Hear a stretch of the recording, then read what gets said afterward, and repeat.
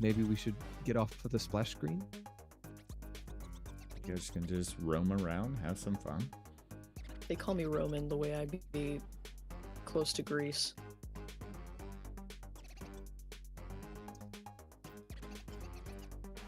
Oh, brother, this place stinks. Why do you say that? Dirty floor. Oh, It's wait, a they tunnel, got a shared bro. table. Hold up. It's a tunnel. They at least got something. Oh my goodness, we're surrounded by friends. Enemies who haven't attacked yet, you mean?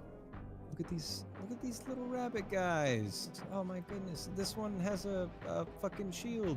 Oh, he's adorable. Look at you, off to destroy people. Oh, and he's got his itty bitty armor on. There's a bunny Oh on my the shield. goodness. Yeah, I put a bunny there on it the is! shield. He got a little bunny. He got a little bunny for the bunny boy. And I wanted to have like moss, like green moss on his sword, and that's what they turned into. It's like But emerald. If you can notice, where's this guy's dagger? In his tail. Coming out of his butthole. Yeah, he's holding it with his fucking tail. Oh wow! So these bunny people have prehensile tails, or as a matter of fact, they've got hensile tails. They're beyond pre. They are post-hensile.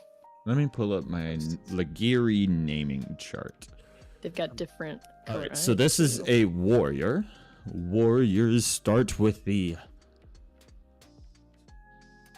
prefix K and a syllable ending. So this is likely a Kor, Katu, Kun, or Karu. This is a scout.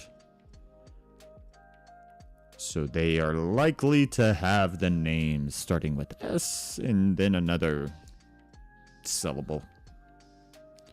This is a artisan or engineer. They start with a T and then another syllable. They all have very simple naming styles. Maybe you'll learn why they have that type of naming style. And as you know, Ligiri name. Okay, you want your Ligiri name? Yeah. Would you consider yourself a warrior, a scout, a artisan, engineer, or a healer or tender? What's a tender? Like a healer, someone who tends to wounds. I don't tend. You listed healer and then you listed tender. So I said healer and or tender. Artisan and engineer are the same as well. They are grouped. I guess I'm an engineer. All right, so you would start with a T and then so probably Tekul. Tekel. That would be your name, Tekel. Call me Tickle Teckle. And what would you be? You'd probably be a warrior. So probably Or Coon. a scout. So probably what? Coon or Sko? I like skull. No, not Skull. Sko. S-K-O. I like Sko. That's when you're in the ghetto. I'm Sko. What? What up, Sko? Let's I'm gonna go. break your fall. What up, my Sko? Whoa! Choo. I'm sorry. That was a little overboard. My bad. All right. Are we about ready, everybody? I'm gonna run now. Play, come sit with me on the table. This is your seat.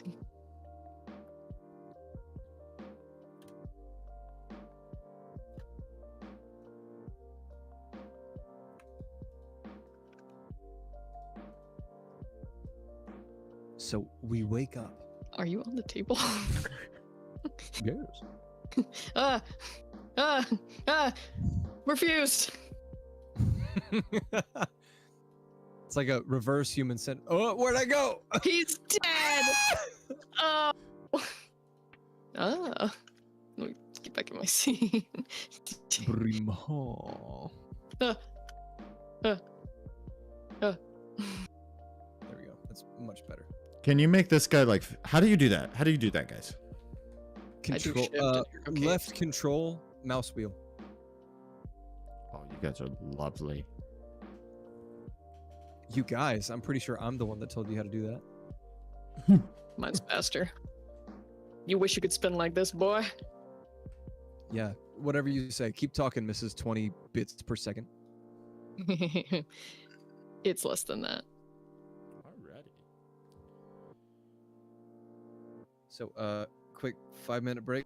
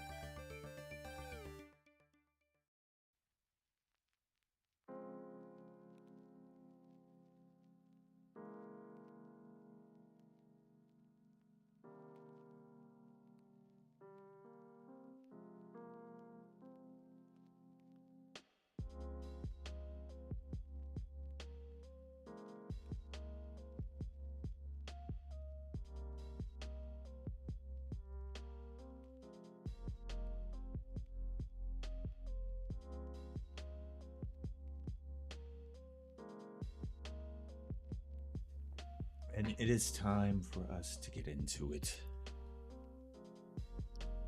Let me zoom in on the two of you.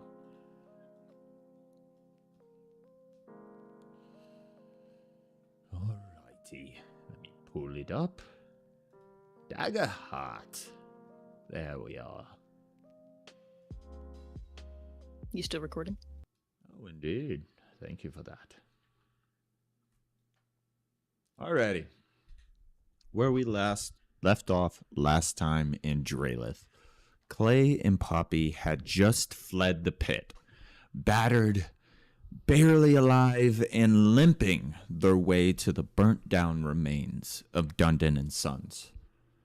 But their victory in the tunnels came with a cost, because the Grimbrand, they remember, and the Brandmasters feel the death of those who are branded subordinate. 3 of those Brandmasters' subordinates died by Clay and Poppy's hands in those tunnels, and the Brandmasters answered. Their elites arrived, followed by their squadrons, and as the final support beam of the ruined workshop was ripped free, Poppy threw her arms around Clay's neck and shoulders, clinging to him like a living scarf as his corruption overtook him. His body began to twist, hair splitting and spilling across his frame, and his instincts wrenching his mind into a predatory focus. He immediately leapt at the nearest Grimbrand, a giant with this iron plate bolted into his skull. But the brute simply shrugged Clay off like dust. Clay hit the ground hard. Poppy screamed as daggers sank into her back. As Clay staggered to his feet, corruption sharpened his vision, driving him forward. He immediately crashed into the open street, seeing now that 3 Grimbrand were already waiting for him. One clotheslines him as the other sweep his legs in the same instant, and the third slams down and knocks the air out of him and into the stone, crushing a screaming Poppy between them. Clay instinctively rolls to shield her, taking blow after blow to the skull and body, his vision now white, his limbs numb. It was clear to the both of them. Clay was dying on that street. Immediately, Poppy acted. She tore free her earring, the gift, the conduit. She activated her spark, reached out for Clay's ragged ages of umbra, and she opened herself to the flux of the world just as Mama Moss had taught her, and she channeled everything into that artifact as she twisted its core. Immediately, time broke. The world fractured like glass, sound inverted, and the two of them were swallowed by this spiraling tunnel of light, shadow, and screaming magic. When they struck stone again, they were healed violently. Bones snapped back, muscles restitched, flesh burned and cooled and knitted itself together. Clay's corruption was ripped away in the process, leaving him human, but with these phantom instincts still clawing at his mind. They landed in a new cavern with new floras and mosses glowing and growing along the walls, and a small rabbit-like creature appeared, a Lagiri miner with a lamp on his head and a pickaxe strapped with a spear tip, and he had eyes wide as saucers. "Lord Briar's light!" he shouted. "Lord Briar's light!" Clay, at this point, was half lost in the transition, still pounced on him with bared teeth before realizing he wasn't corrupted anymore. Poppy immediately threw herself between them, saving the terrified creature, and when she claimed to be Lord Briar's sister, both Clay and the Lagiri froze in shock. The little miner decided to lead them deeper, past a graveyard carved into the stone and into the warren of the elders. There, the Lagiri elders confirmed they knew Poppy by name because Lord Briar, their friend, their savior, had spoken of her often. Briar had infiltrated the human laboratories as a spy for the Lagiri, using his human body to go places they never could. He supposedly has rescued warrens, sabotaged experiments, and even stole a core component of a devastating human weapon, the Flame Burrower, a tunnel-mounting, warren-scorching machine built to exterminate the Lagiri from beneath the earth. But without Briar's theft, it would have already been deployed. But that missing piece, a single cycle has nearly passed, and the humans may be close to rebuilding it at this point. And to earn Poppy's and Clay's trust, the elders reveal the truth of the Ligiri's beginning. Their first progenitor, E.A. Ligiri, was once a pet to the scientist, Dr. Ligiri. As famine swept the land, humans sought a new food source. So they enlarged him, forced him to breed, warped his biology through these horrific experiments. And when those experiments granted him his own sentience, that's when he fled with his family into the earth. And knowing his body carried the secrets the humans needed to continue their work, he ended his own life in secret to protect its people. Now the humans send retrieval squads to hunt down his descendants, to reclaim the biological keys they need to restart their harvest. This is the burden of the Ligiri. This is the truth that greets Poppy and Clay as they are now in this warren. And that is where we begin, with Poppy taking Clay aside. And not talking out loud, but within our minds. Like,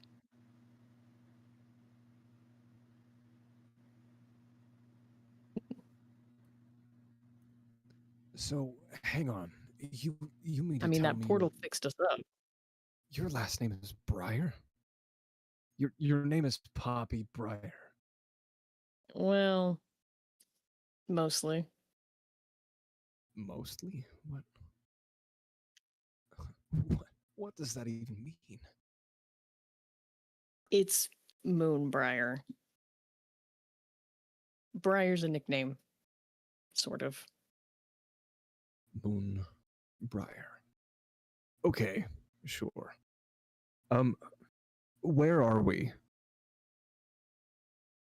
Yeah, I wanted to ask them that. I suspect that we're not in a location known to us, if you're picking up what I'm putting down. Location. Okay, so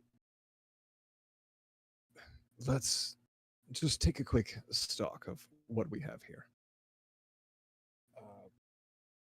I'm pretty sure I'm about to pass out, because I am. You seem to be okay. You might be a little bit beaten up. You ripped your ear in half, and now we are unfamiliar with the territory that we're in. We're talking to some folks that we don't even recognize what species they are. And we have no idea where we are, what timeline we're in. Nothing.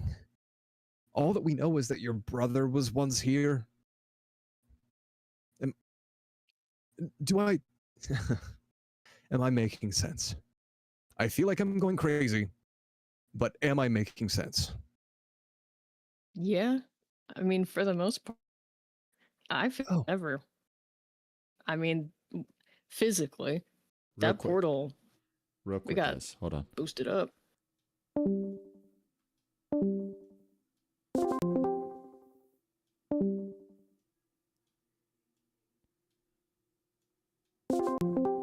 There we go. That all should right. be better. And you were saying? I feel physically excellent right now. The only thing that I can think is that So much better. my brother was here. I know he was. And he's not anymore. So if we want to get out of here, the only thing I can think of is to follow his footsteps. These guys are the only people that know anything about that. So we can't really have them die. So them asking for help with this thing that's trying to kill them, I mean, if it seems like a reasonable thing that we can do, I say we do it. I don't see another avenue. But I do think we need to establish where we are and when we are.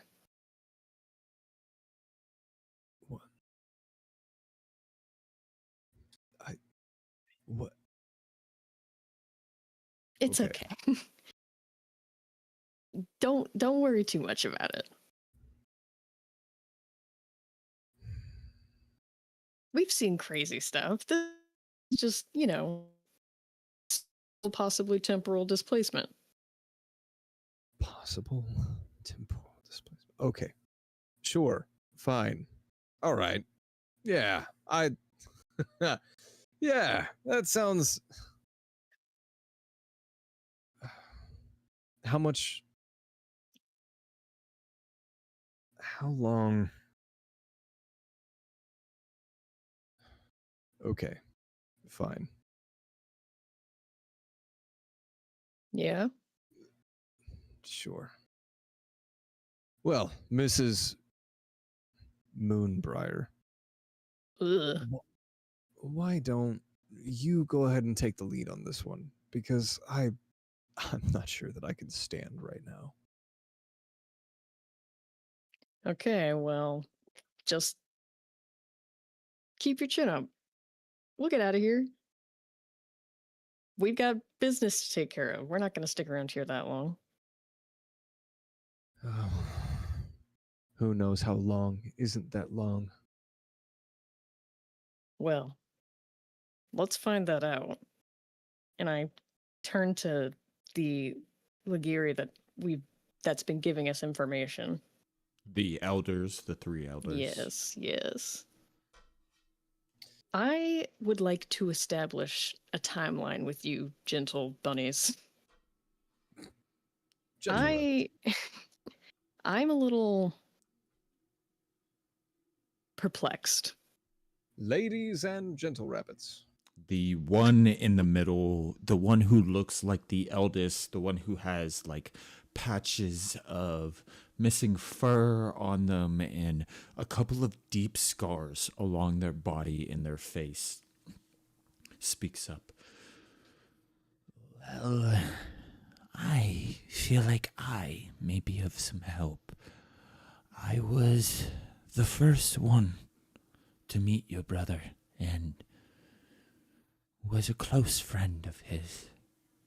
He is the reason why I hold the name Mosara. Through our people, we have decided that name means Burrow Mother.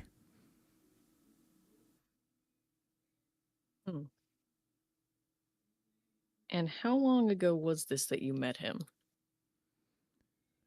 I met Lord Briar when he was alone, starving in the tunnels, about 4 or 5 cycles ago. And at this point, you're thinking and trying to remember when you first spoke to Briar, when you were in the scarred forest, he had not mentioned any bunny folk. He had only mentioned being in the tunnels, being scared, and being alone. So you kind of clue in that maybe your first contact with him was right before those two met. And a cycle was how long? A year?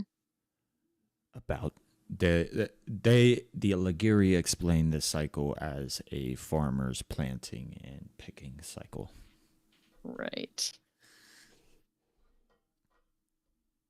And how long ago, Masara, did he disappear?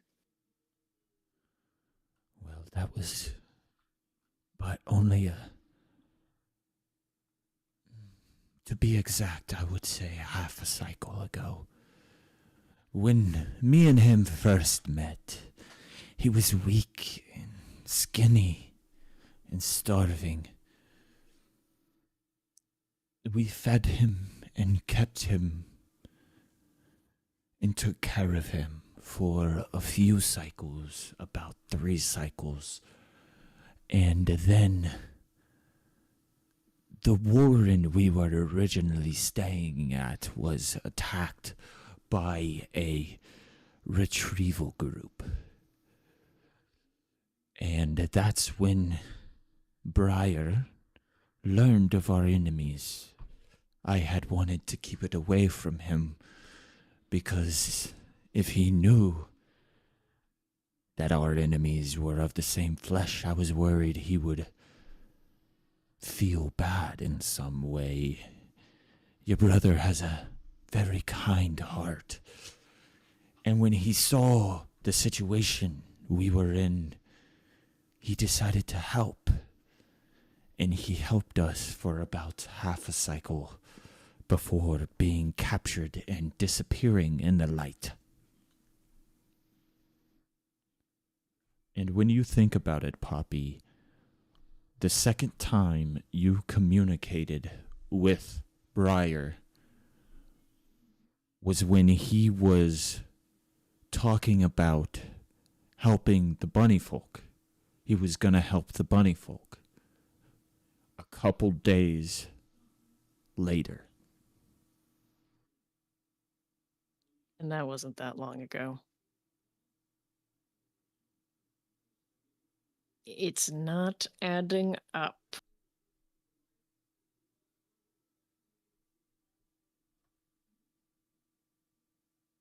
Okay. What is the season right now? It is harvest season right now. It is beginning harvest season. Clay, you know about farms. What season was it when we left Hollow? What was the city? Clay, go ahead and make a instinct check for me at disadvantage. I was about to say, if you don't mind, I would like to make it a disadvantage. Yeah, because the state of the forest, it would be hard to have been. Actually, you guys would have known. Go ahead and roll at base roll. I would still opt for disadvantage because this was an unhealthy forest. Yeah.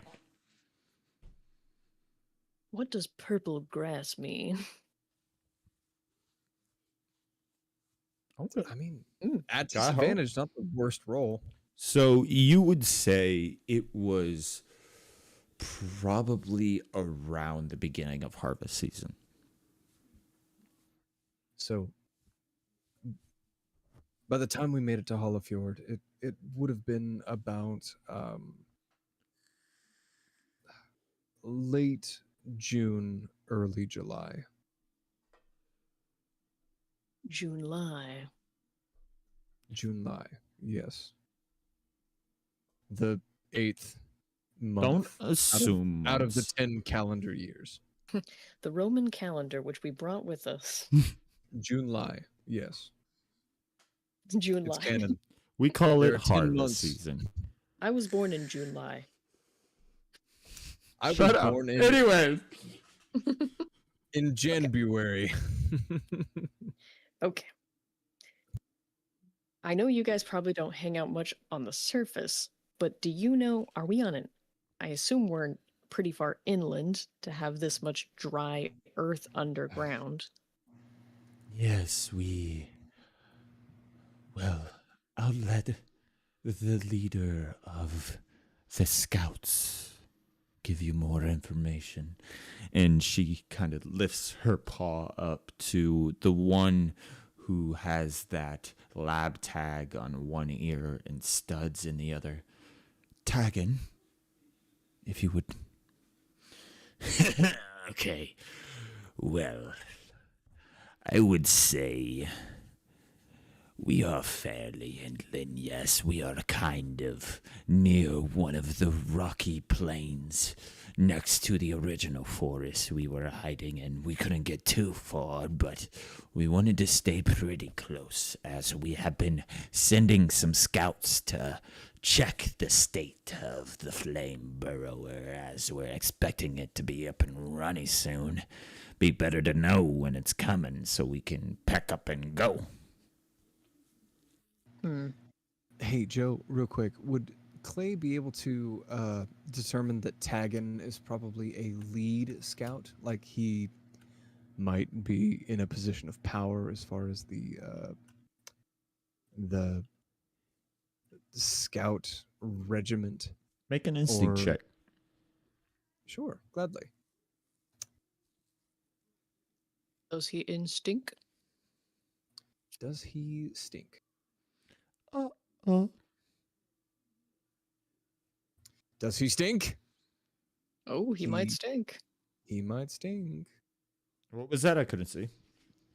12 total with hope. Okay, that's not bad with hope. You're able to tell from his position as an elder and as what she said, he is the lead of the scouts. You would get the impression he is at least an administrative leader. Looking at his body, you can't see any noticeable wounds that make you think he was an active scout. That's about as old Maybe as you he's could cautious. put together. I can tell he's got some balls. I can't tell how he earned them. Yep. Fair enough. Well, we need more information. You need this thing destroyed or an alternative solution presented, but I can't think of one. So I guess we got to go topside. Well, if you don't mind waiting a little bit, I actually have a scout regiment who should be arriving within the day. There is a waiting area just outside this room. I will have Miner from Tunnel 3 check in on you guys. You know what? That sounds perfect. And at this point, the one talking to you guys was the third one, the one with like chemical burns all over their body. Just sick. I happen to be a little claustrophobic anyway. Please lead the way. And the hold on, let me pull up my other notes. Give What's me with you and 1 second. claustrophobic characters? I will kill you. It's telling. Let me move the guard up. Get out of the way! So at this point, Miner from Tunnel 3 comes in and he's a little nervous but excited, and he opens the door for you guys. All right, just come in here, follow me. Come on. Yes. Sorry. Why don't you guys have a seat? I'm on fire! Oh, Hey. let's see what's in here. I'll go get you This guys some wall is tea. very interesting. Ooh, tea. And the warrior steps back up and places himself in front of the door. You guys have a small bit of time to converse between each other for a bit. I'm not gonna conversate with you. You can also, this would be a time you can take a long rest as well. Yeah, enjoy some tea that may or may not taste like moss. Let That's fine. Clay mentally recover. You don't need to speak on me. That's fine. I don't mind.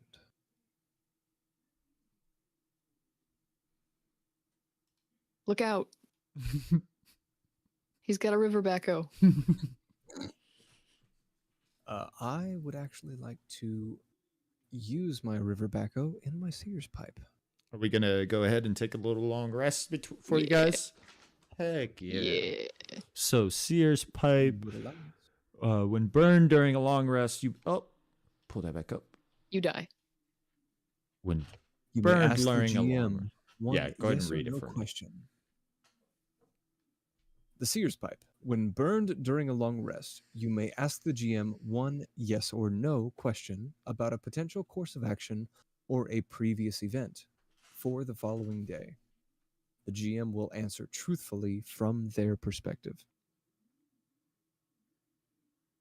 So what are you sort of contemplating in your mind as you're doing this, and we'll consider this one downtime action for you.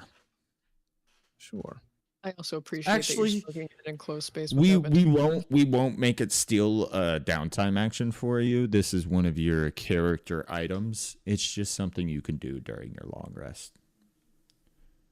Well, all right. Thank you. The more I think about it, this is an item very in tune with your character, so it makes more sense that you can just use it.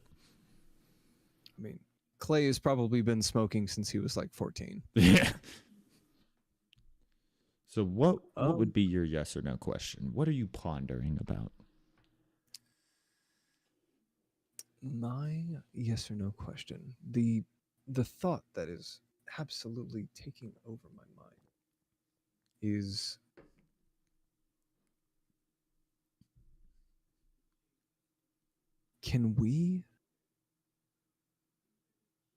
can we make it back to Hollowford before it's too late? We wanted to save that town. Clay thinks we wanted to make a difference. We didn't just want to be another set of bystanders in what was clearly a oppressive and terrible regime. Is there a chance that we can make it back to save the town? And you're just sitting in this thatched chair. It's quite comfy, pondering about this. And you come to the conclusion in your mind, yeah.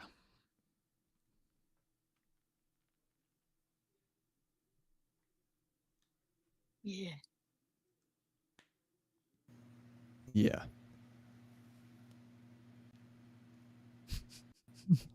That's why I love the Sears pipe. It's only a yes or no that I'm going to give you.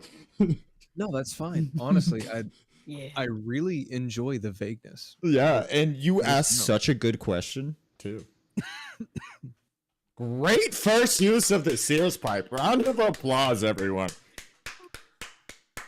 Lovely. So, as Clay sits down in this thatched chair, as he leans back, the chair kind of stresses and creaks, as this chair is probably a little bit too small for him. But it's It does have also- a round bottom, a pretty wide bottom, so the top is too small, but the bottom, you actually sit quite comfortably. and As you notice, these Clay- rabbit people have dumpers and big thighs, well, as they rabbit jump a lot, bodies so that are. makes- So, yeah. Yeah, sure. Clay leans back and he You're actually ignites sitting his on one. Sears pipe, taking probably a lit twig or a match from the center brazier. And as he sits down and ignites his pipe, a cloud of smoke begins to billow out from his mouth. As Clay sits and sinks further into his chair, shapes begin to take form in the smoke that leaves his mouth. The more he begins puffing, the deeper the smoke gets, the more defined the images become. And as he asks his question, the visions that he is able to decipher in the smoke determine that his question is answered with a yes. Actually, it was a yeah.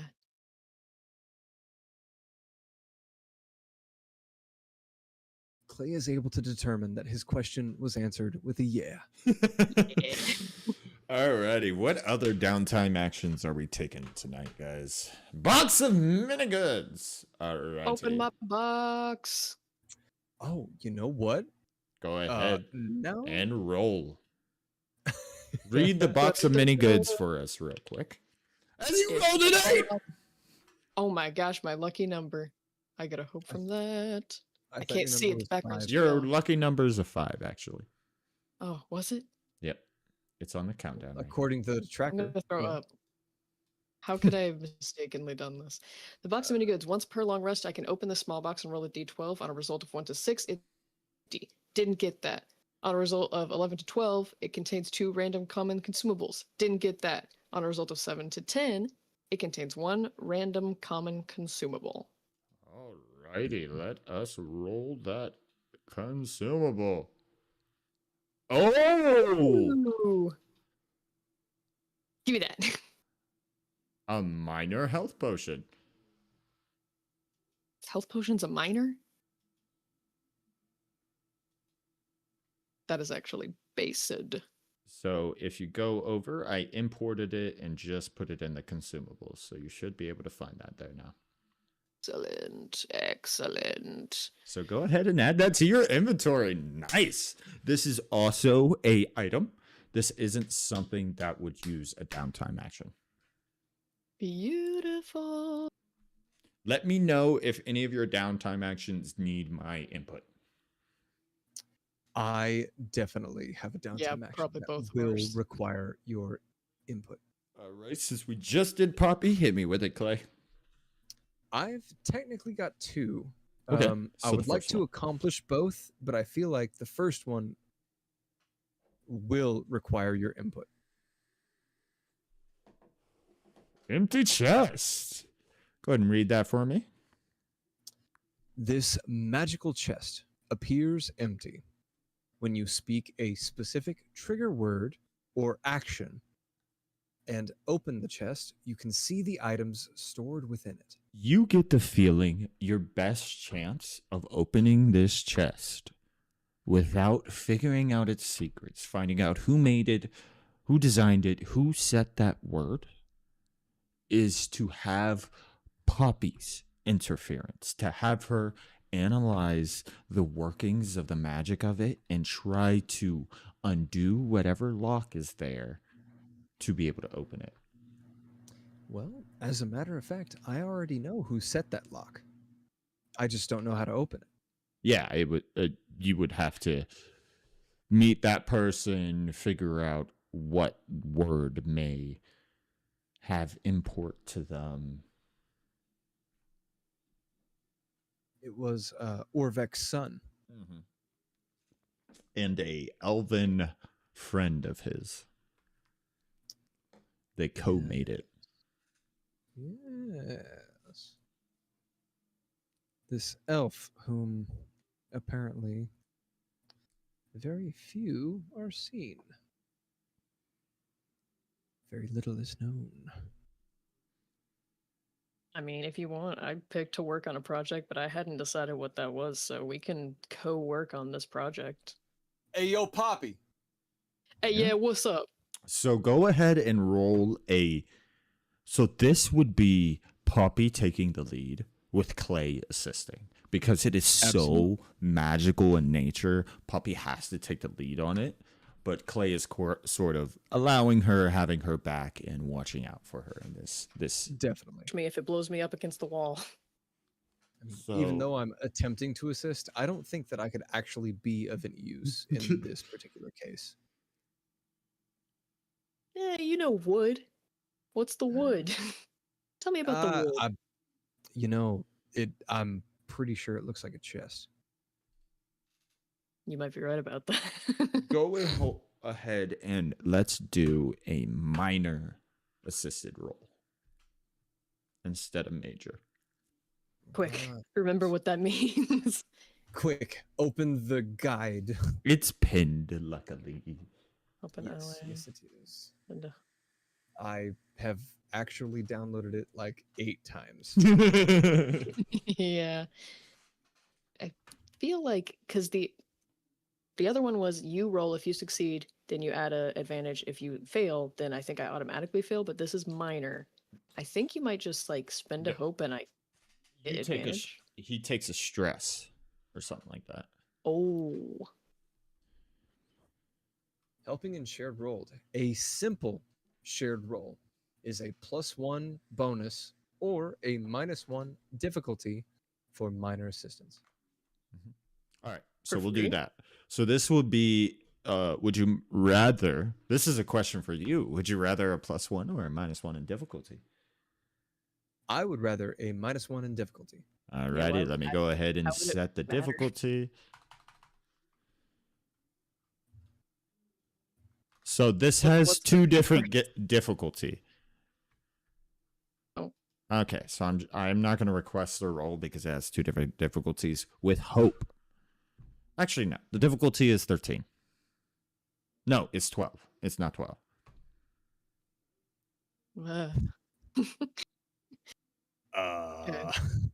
I tried to great. change the rules of hope and fear in my mind, and I was like, that's retarded. I should do that. I'm trying Okay. too hard. Better. You know what? I'm here for it. I'll I'm here have for that. it. I want to see how it goes. Yep. You have a 12 to succeed I'm gonna go here. ahead and use a hope to use my magical prowess experience. And Shabooby. It got caught in the corner. Oh! That should Fucking be whole amazing. roll. Amazing roll. So, Poppy, you For start. everybody at home, that's like rolling a natural 18. More like 19. More like 37. Shut up. More like, sure. Plus my special. So, Poppy, you start analyzing this box, and something you notice as you use your freaky eyes and you start looking at all the magic of this world, it is different. Nothing feels right. The ambient flux in the air is almost like it's a different color, a different shade, a different flavor.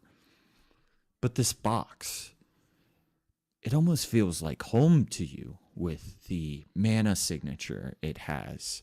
So you're able to sort of block out the noise and focus in on it. And you weave your way through. This actually takes you a bit of time, probably 10-20 minutes, as you're pulling at these strands of flux interwoven into this box. And then you hear a word. Dalalandra. And it starts echoing in your mind.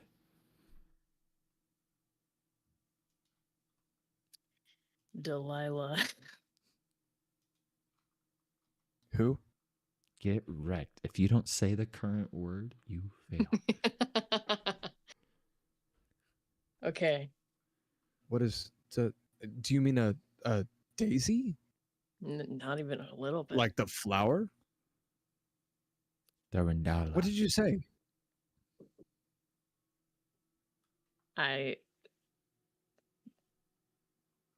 Okay. At this point, Miner from Tunnel 3 makes his way over. Boo! Delalandra. And as you say that phrase, Clay, you notice as this box starts shining with this white glow. And Poppy, you have to step back as it starts cracking and creaking in your hands and it drops to the ground. You see as it elongates in size. Oh. What? You guys find 3 things inside of it. Gosh. Merry Poppy, freaking Christmas. What was that word? What did you just say? Yeah, it sounded like, flowery language. Elven junk. Oh, yes, but what? I don't know. I expect you to write it down Okay. and tell me later. I write it on the palm of my hand where it will get smudged. Perfect. All right, there you guys go. Those are the 3 items you guys find. It's the biggest potion I've ever seen. Are you guys able to read these items? Not at all.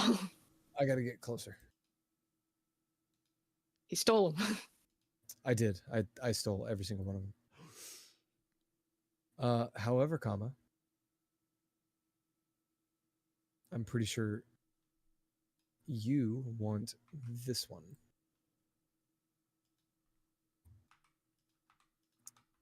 Ooh. And So- I'm Go ahead and read the 3 items, Clay, if you don't mind.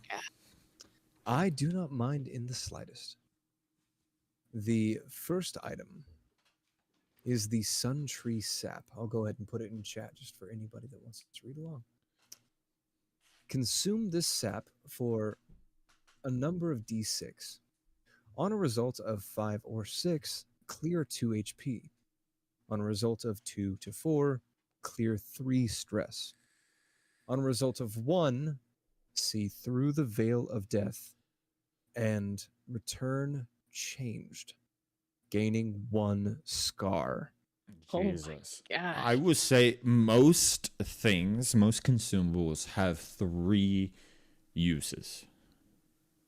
Things like healing things don't have 3 uses. Things like this that are fun, I'll give you multiple uses for it. I don't know if I want multiple chances to gain a scar. That's fair. I'm going to be honest with Yeah, you. that's fair. That's fair. That's That's fair. I mean, I don't kind know. of. You do That's have 2 more- more. Make sure you add the medic balm you got from Dren. You do have 2 more of that, Ah, yes. and the Luna Fluff dust. You guys should have 9 okay. more uses of that. I don't have the Luna Fluff dust. I Yeah, I'll believe take that that. was in Poppy. But the medicinal balm that I got from Dren, if I remember correctly, it was only 1 use, and we used it on Dren No, to it had stabilize him. 3 as we uses. escaped. You had 3 uses, and you used 1 to stabilize them. Okay. Then in that case, I'll go ahead and add it to my inventory, and we Yep. can determine the other effects. I already have it. I'll send it to you so you can add it in. Oh, I could I was just about to say, we send it can- in chat. So essentially, what it does is, whenever a creature has 3 hit points or less, no, that's not correct. Essentially, whatever wound you use to heal it on, it will completely heal all the hit points from that wound. So let's You say can get Mike's arm back. JC got her, or Poppy got her leg broken and a giant axe wound to the stomach and an arrow to the back. You can use the balm on her broken leg, on the axe wound, or the arrow to the back. And dependent on how much hit points she took from that hit is how much it'll heal.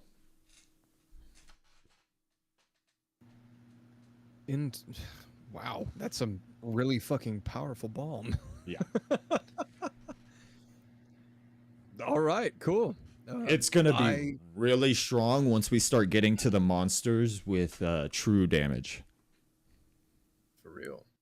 I mean, I've already died twice, so anything helps. And I haven't died once. You got Shove it a up your butt. health potion. Shut it up, Mike. What else did we get? We Yeah. also got something called an arcane cloak. I'll go ahead and read this for us. A creature with a spellcast trait wearing this cloak can adjust its color, texture, and size at will. That's not that bad. Look at you, Poppy. You can be the size of a normal person. To a max of, I would say, 8x8. This is the problem with the possessive pronoun. Is it's referring to the creature or the cloak? Yes. And then the Iron Tree breastplate armor, making somebody a little bit stronger. And Clay, as you look at this breastplate, you inspect its make. Go ahead and roll an instinct check to recognize the material it's made out of. Gladly. Oh, so close. That is a 15 with fear. Okay. Oh, by the way, I have earned 2 fear in this part. So you start pondering about this, and something comes to mind actually. Ironwood, a fabled wood known for this ability to be ductile, but still have the same strength of cold forged steel. It is something that is so rare. It is rumored to only be found in the mystical elven woods. Zephyr, save me. Orvek, what on earth was your child getting up to? Looking And baller. now, as you guys have your brand new items, we're going to go ahead and take a break. Wahoo! Okay. So Give me that cloak. Yeah, absolutely. I don't think I can actually send it to you. I think you have to, Joey. I think you have to spawn a new one, and I'll.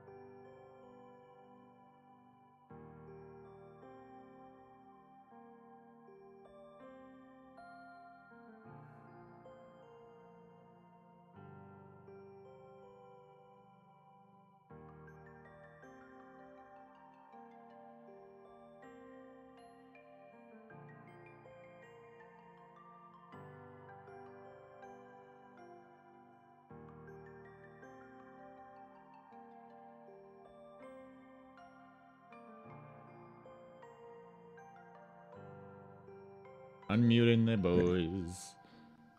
All right. Bringing us back to the bad day town, whatever the hell I'm trying to say, of the Daggerheart land. And at this point, if you remember, Miner from Tunnel 3 has started making his way up to the two of you. He has two bowls of this tea-like mushroom broth. It was mushroom steeped in hot water. And you can tell he's trying so hard to appear brave to the two of you guys. And as he hands you these two bowls of tea, Puppy, you notice he keeps stealing glances at Clay, like if he's unsure if he's still predator mode. He looks over to you, Puppy. Does your world really have blue trees? Yeah. What do you have? Ours are green. Clay, do humans always bite first? I'm pretty sure Clay hasn't eaten in what amounts to 4 or 5 days. So Clay completely disregards. What haven't you eaten? Well, He ate a guy. It's fair. I did not eat a guy. You did, actually. No. You factually did.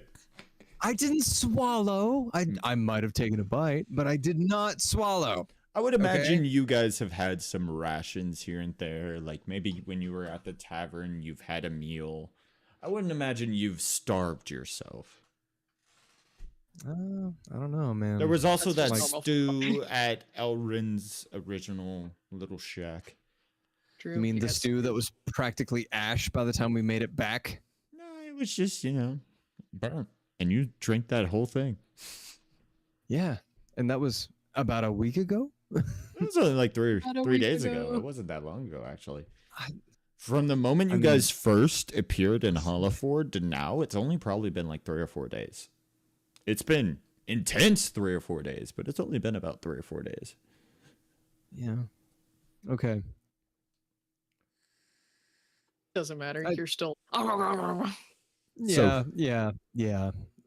So do humans always bite first, Clay? What? I'm sorry. Sorry, but what do you? I don't understand the question. What do you mean? Do humans bite? Humans typically greet each other before engaging in any kind of interaction. A wave, a nod, a hello, a shared word. Even when those humans tend to have violent tendencies. Okay. Would you like to inspect my pickaxe for danger? I want to be a warrior, so I made this spear tip. Can you see if it'll be useful? And he kind of like sticks it out towards you.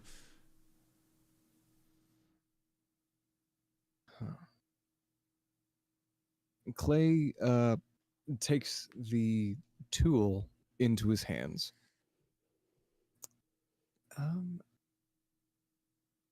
I guess This spear tip I'm going to make is. I feel like I would try to make a knowledge roll Yeah, go ahead. on how effective this weapon would be, this tool would be as a weapon. Yeah, I would say this would be more instinct than knowledge. You feel further instinct? Yeah. Okay. This would be That's- more like how much damage you feel this could do to you. Sure. This isn't really, oh, I've seen these around. You have not. This is a bunny made pickaxe. Well, let's see what happens. So close to crits every time. That's You what gotta I hope. know. I'm just waiting for it. You gotta hope, though.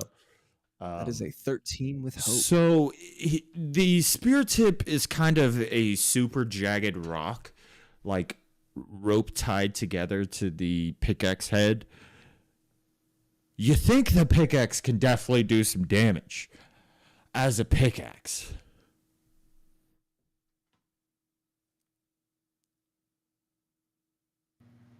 So, from what I can tell, this item that you have made, it probably wouldn't work very effectively as a spear, so to speak. As you can see, it curves downward at what is more or less a 90-degree angle. You probably wouldn't But have that part stabs. I work with the side bits, but the stabby spear part, that's the one I'm gonna use the spear for. Sure, but I feel like you would have a better weapon if you elongated the haft. You don't need to limit yourself if you're trying to defend yourself. You mean the stick? The stick, yes. Oh. Yeah. So I'm not going to be able to be a warrior? You could be a warrior if you felt comfortable in defending yourself. Make a presence check.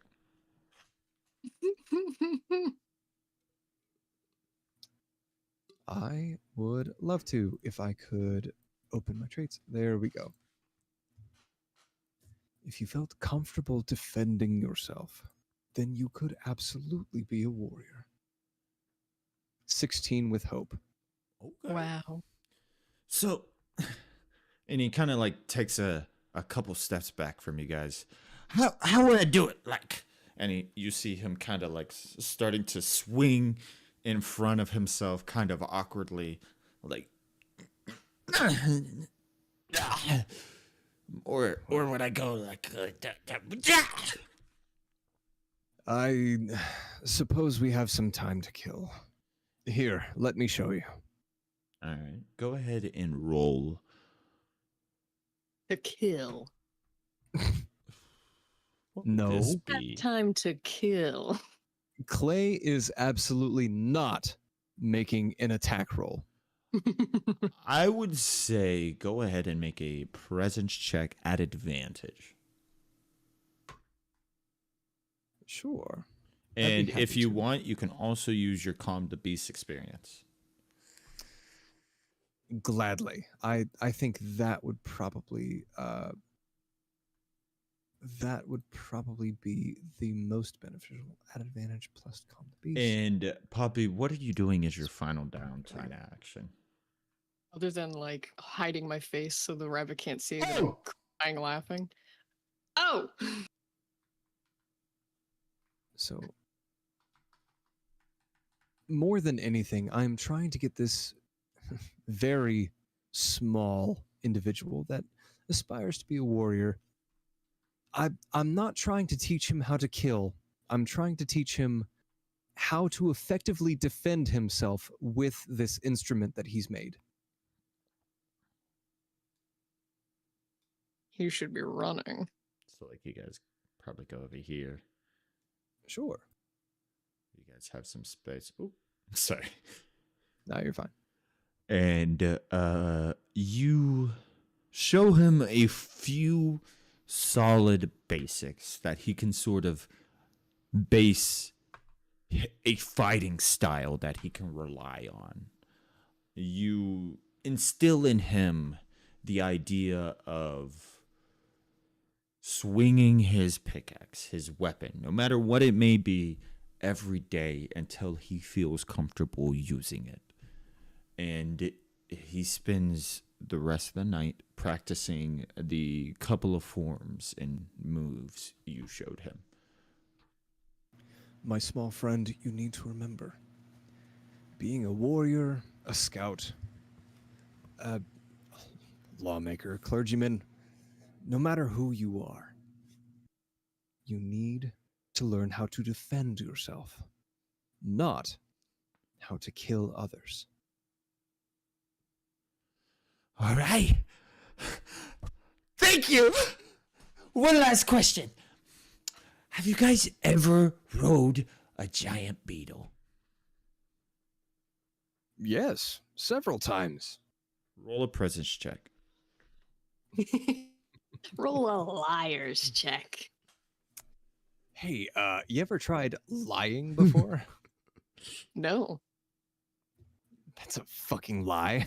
I never lie. You Name could one also lie. use the calm the beast here because you're calming this beast.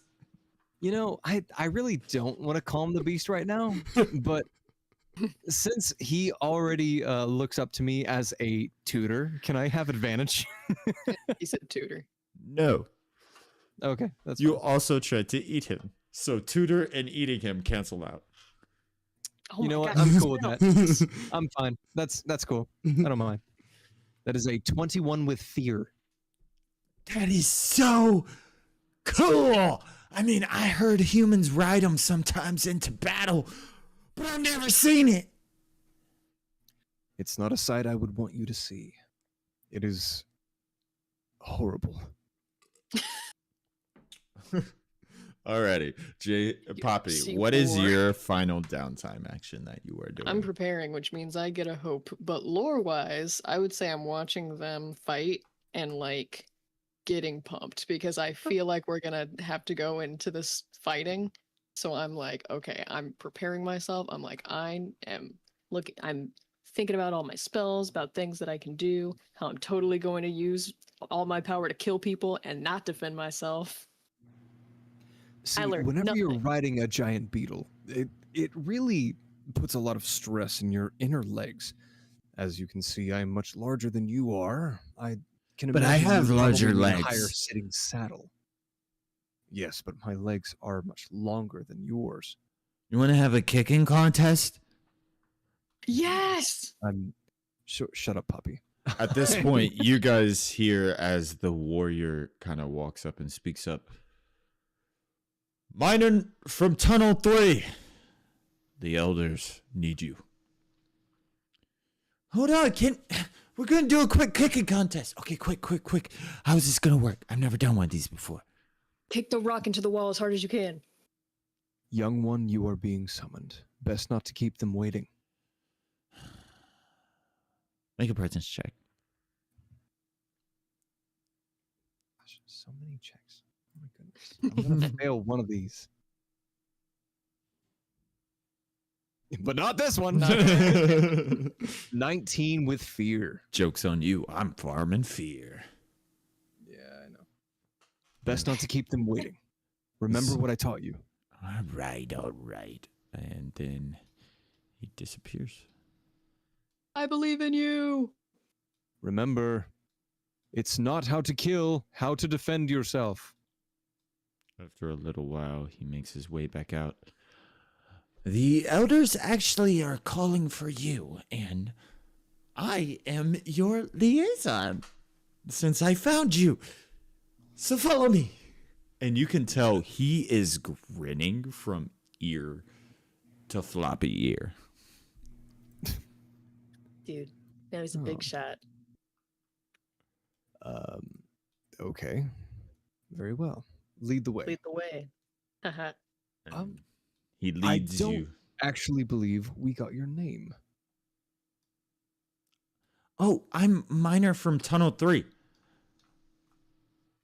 Well, is there a specific sound or a word that people tend to refer to you as? No. That only can happen once I ascend to a warrior. Then I will get my rightful name. I will get it. I will earn it. Is this a name you choose for yourself or one that is bestowed upon you? It's bestowed by the elders. I see. Okay. Take us to these elders. And he leads you back into our lovely theater of the mind, into the Elder's Warren, which is illuminated by this bioluminescent moss. And Clay, Poppy, you two are gathered before the three of them.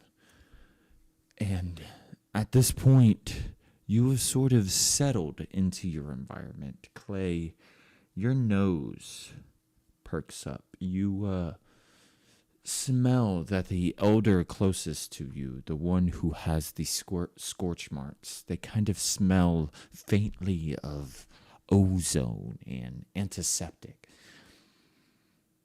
They Yeah. smell like old ibuprofen. Yeah. That is not what. Yes. And Poppy, you Fermented Dayquil. Ugh. you notice as the head scout elder, the Taggin, he is sort of rubbing his metal ear studs while he thinks. And the stone that the scarred elder sits on top of has a really polished, smooth surface. Puppy, I have noticed something about you. Your spark. It's very similar to young Briar's, although his was broken and distorted inside him. Almost like you yourself have a power I cannot fathom.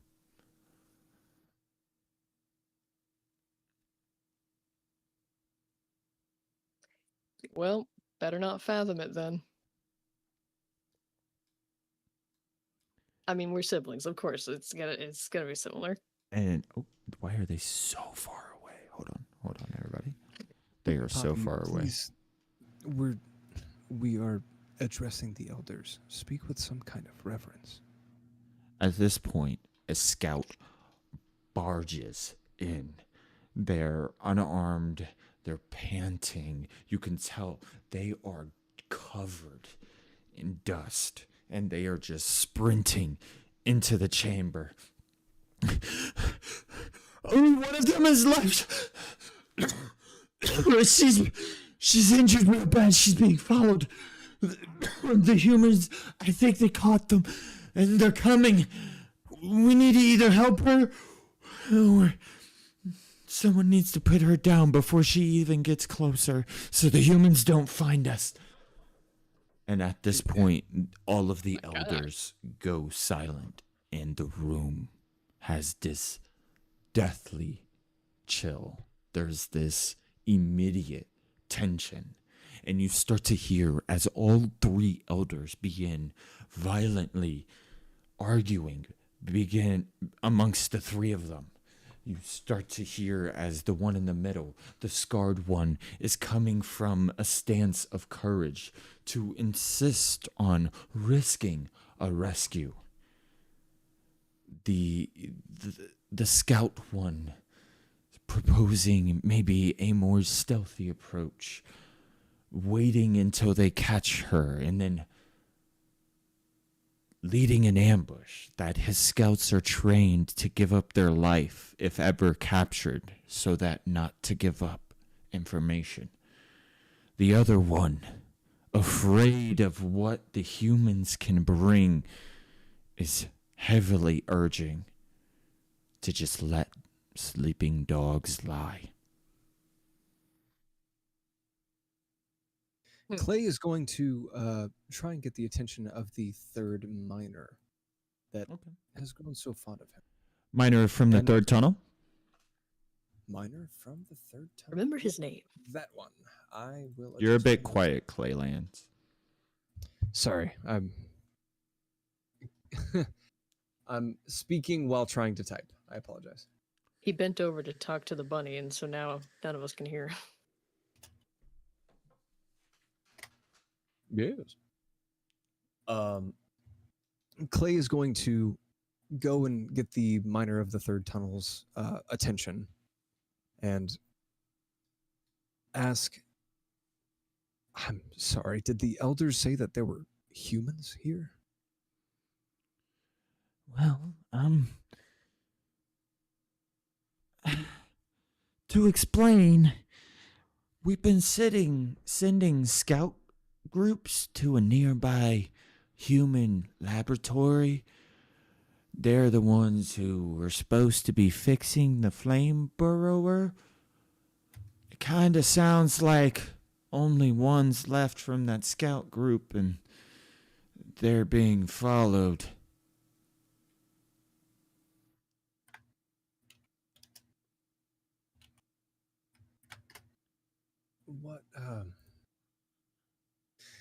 What exactly is the flame burrower? It's this monster. It breathes fire. It doesn't need food or sleep, and it just burns us down to the ground to embers and ash. I really hope it's Saul. I really hope Saul makes it back.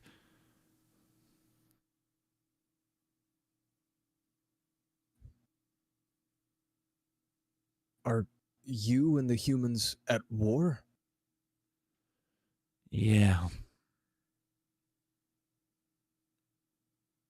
How long has this war been going on? It's been going on for as long as we've been Ligiri.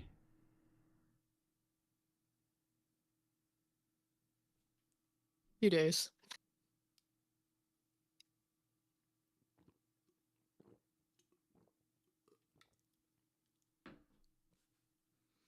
I mean, Clay. That's like asking how long has the sun been in the sky?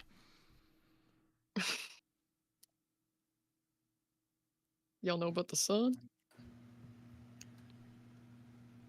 So, if the Ligiri and humans have been at war for so long, Clay straightens his back and turns to the elders and attempts to speak over their arguments. Why are we here?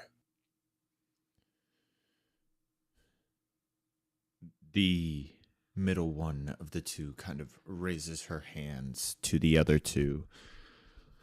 What do you mean?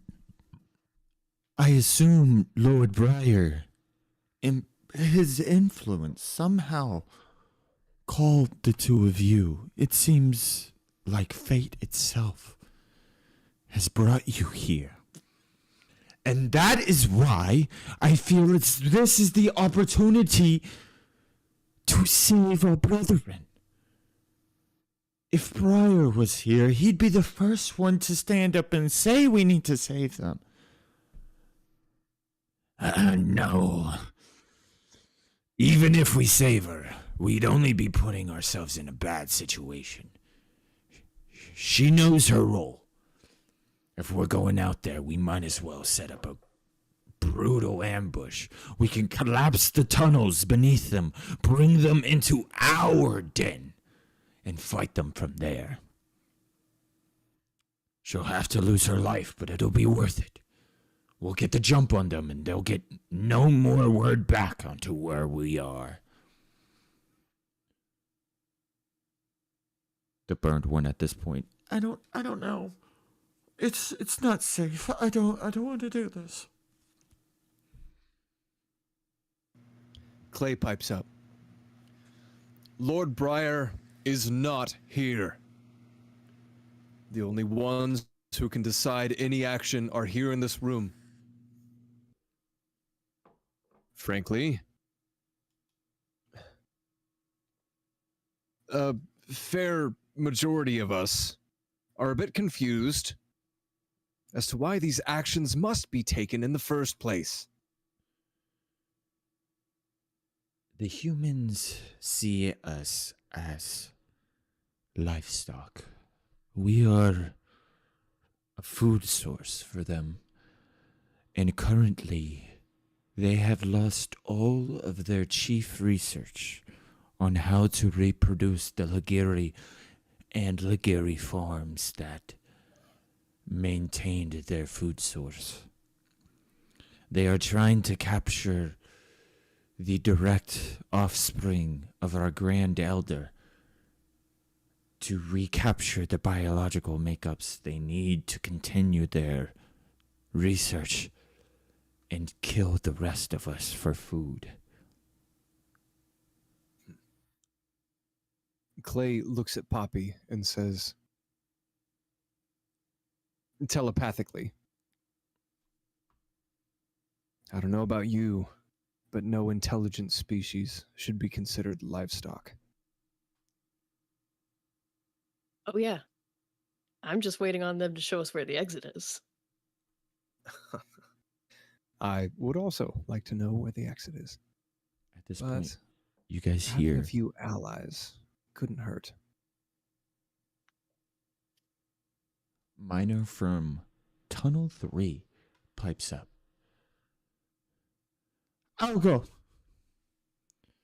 If it's Saul, if she's out there, I will save her. If no one else is willing to, I will do it. Make me a warrior. Yes. And we will accompany Miner of Tunnel 3. In the name of Lord Briar, we will see him return safely.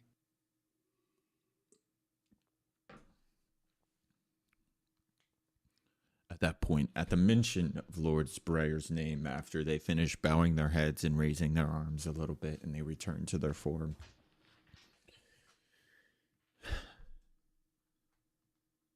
I think it's settled then. First, Miner from Tunnel 3. You will guide them. You know these tunnels well. But a worker cannot undertake a rescue. Come to the stone. Let the naming ritual begin. Let's go. And at Clay claps Miner from Tunnel 3 on the shoulder.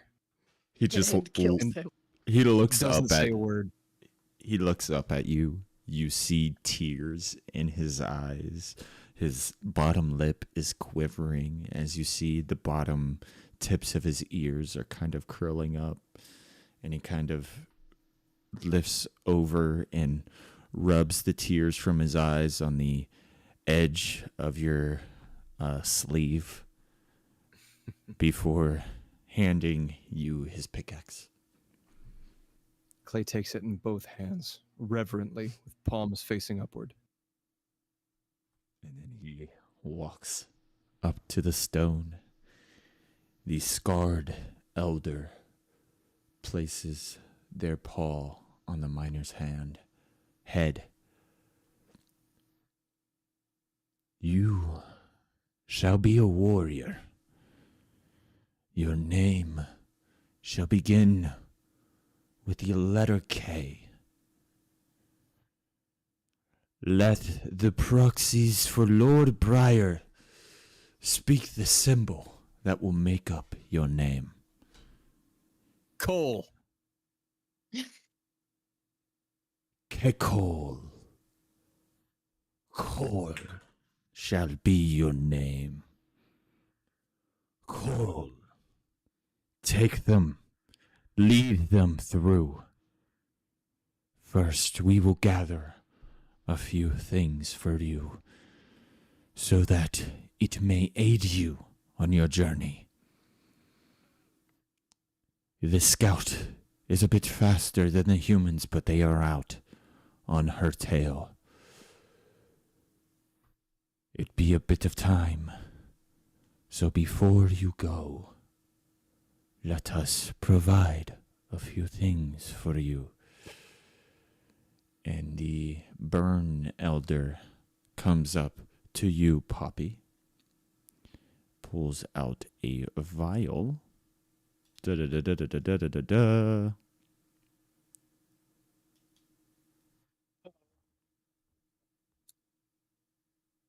Black. This is a Cerulean. viscous smoke we stole from a package in one of the laboratories. It is very helpful against an opponent you are weary of. If they're coming down with a deadly strike, throw this to the ground and the smoke that erupts from it will help you escape. Thank you very much. The tagged elder, Taggin, comes over and hands you, Clay, a map of collapsed tunnels. Avoid these on your way out. The roofs themselves are still not stable, so if you make your way in and it collapses on you, you might not make your way out. Understood. And at this point, the burned elder just collapses her hand and says a silent prayer for the two of you. Which gives us advantage. As Cole. Cole. Excuse me. As Cole approaches Clay, Clay will drop down to one knee and bow his head and present the tool that Cole first asked him to hold. Thank you, my master, but let that be my gift to you. The last item Miner from Tunnel 3 ever had. For now, I am a warrior. It is time to receive my spear.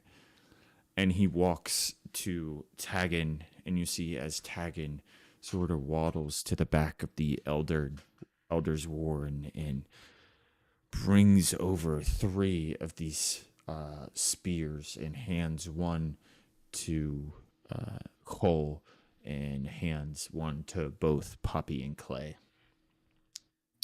A new spear, you say? Yes. This is a very shabby spear. Here you go, Clay. You can have 2. It is about it is probably more of a throwable, but probably couldn't go very far. Imagine a large ballista arrow is more of what it is in your hands. We're thinking more like a javelin? Yeah, but a little bit smaller, a little bit shorter than a javelin. An arm's length javelin. Yeah. I'm sure we can discuss like stats for this weapon later. It's pretty minuscule. It's enough. probably bare level throwable weapon stats. Cool. Perfect. The only description I have for very shabby spear is throwable, and that's it. Perfect. Pointy stick indeed. And you get 2, because I'm not holding this. Pointy stick. Understood. I have my own pointy stick. Yeah, I'm sure you do, buddy. And mine's fancy. Okay. Jealous. Why would I be jealous of your pointy stick? I've got 2 of my own. Meh. Quality, not quantity. Yeah, that's what I thought. Be jealous. Anyways. Get us out of here. Alrighty, so you guys follow Cole through the warm, humid earth tunnels lit by this fungus. As you guys travel. Wait, hang on. I think I might have fucked up whenever I suggested that his name was Cole. Yeah. So it's K-K-O-A-L. K. If you went O, it would be Cole. I was thinking of a word that began with K and was related to mining. So I thought, oh, it makes the same noise. I'm sure Cole. If he were to write out his name, it would be K-K-O-L. Can we retcon and just call it Cole? K-O-L? Yeah, we could do it. Okay, thank you. Because if I have to say Cole every time.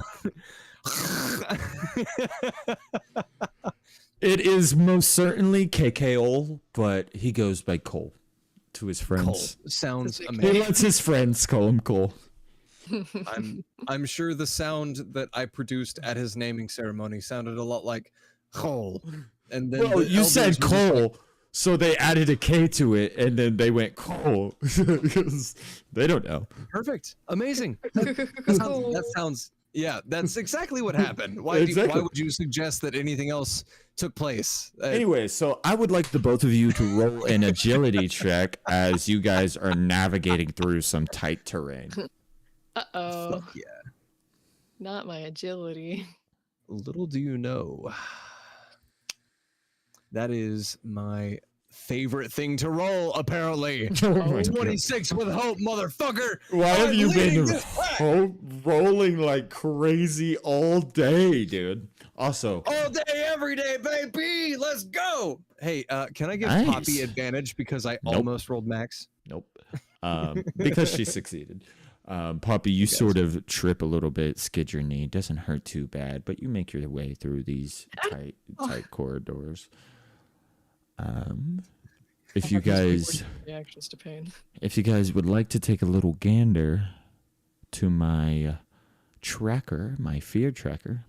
No, don't do it. No. Oh no.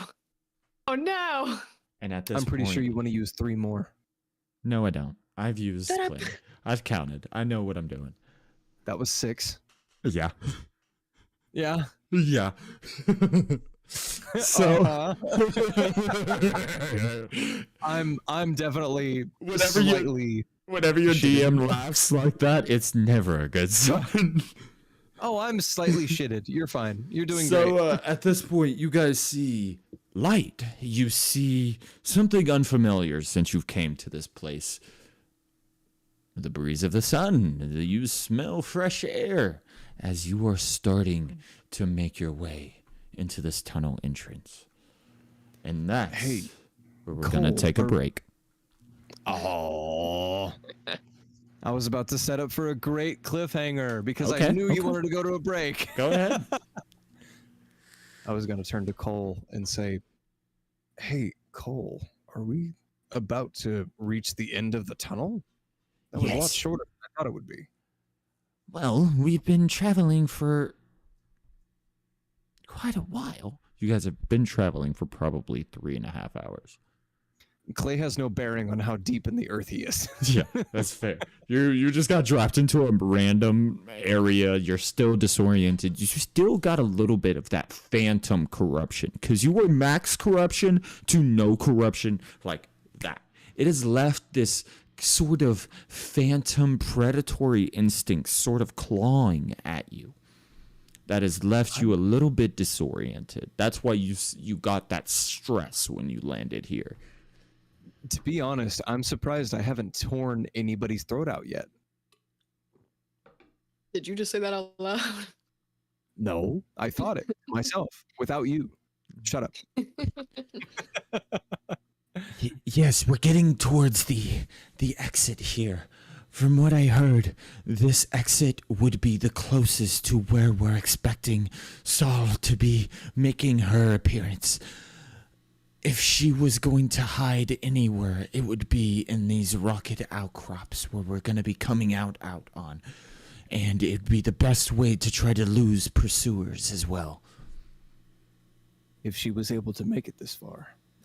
Don't say that. Don't say that. We're going to hold out hope, okay? We're going to hold out hope. Don't say that. Being a warrior means that you have to accept every possibility. I'm going to make it there in time. That's the only possibility I'm accepting here. I'm leading, you're following. You may be my master, but this is my mission. Attaboy. And that's where we'll go ahead and take a break as the three of you break the cusp into this open cave now, where you're not really in the tunnel, you're in this wide cave mouth. Remind me to humble this guy if he survives. He was humbled. He was minor from Tunnel 3. Yeah. And now he's He gonna lived live for his humbled. bridges. Let him have his arc. He's I the couldn't agree king. more. All right, I will be back.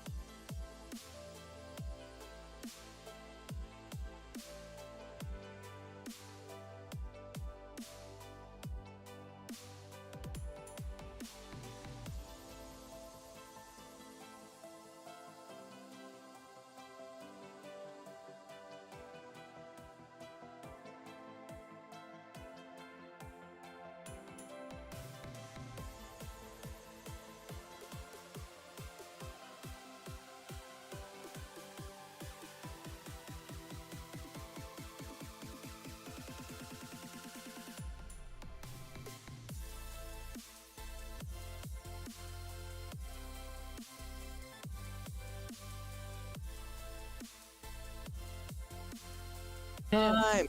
To be realistic. We're supposed to be positive. You're gonna have to consider every option. What are you Guys, no, we're gonna doing?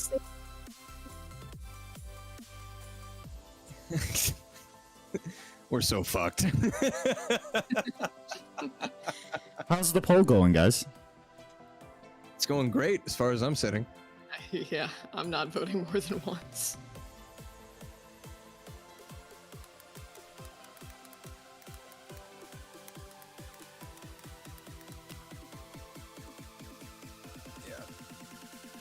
That's kind of crazy. You can just choose to be like, yes, I decide that I will win this by spending all of my little points. Hey, you My know. innumerable points. My bubbles. I don't know what they're called. I don't know if we have a name for them yet. My orbs. My orbs. Touch not my... Ooh, a big loud doodle doodly doo. Here you go, Joe. Here's $1. Get some better sound effects, nerd. I can't, man. Get better sounds. I will do it once those sounds get used more often. Well, I mean, that's between you and Twitch. So, Ugh. you know. Also, Paradox, how's about you fucking stop being a negative Nancy?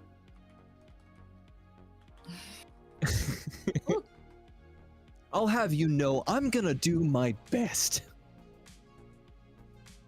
But Better than the rest. I doubt that, but still.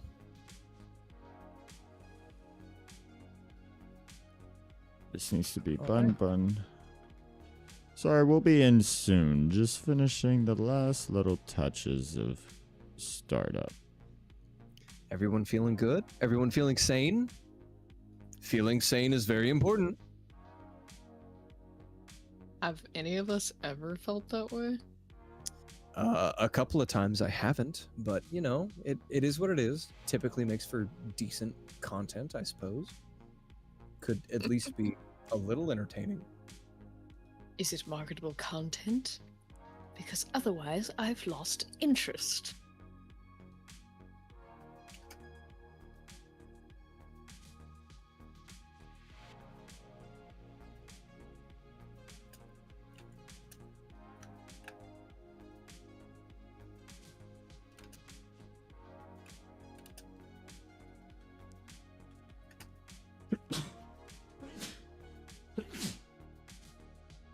I hate when you do that. I'm sorry, I tried to stop it, but I sneezed so hard. Well, fucking cut it out. Yeah, rip your nose off.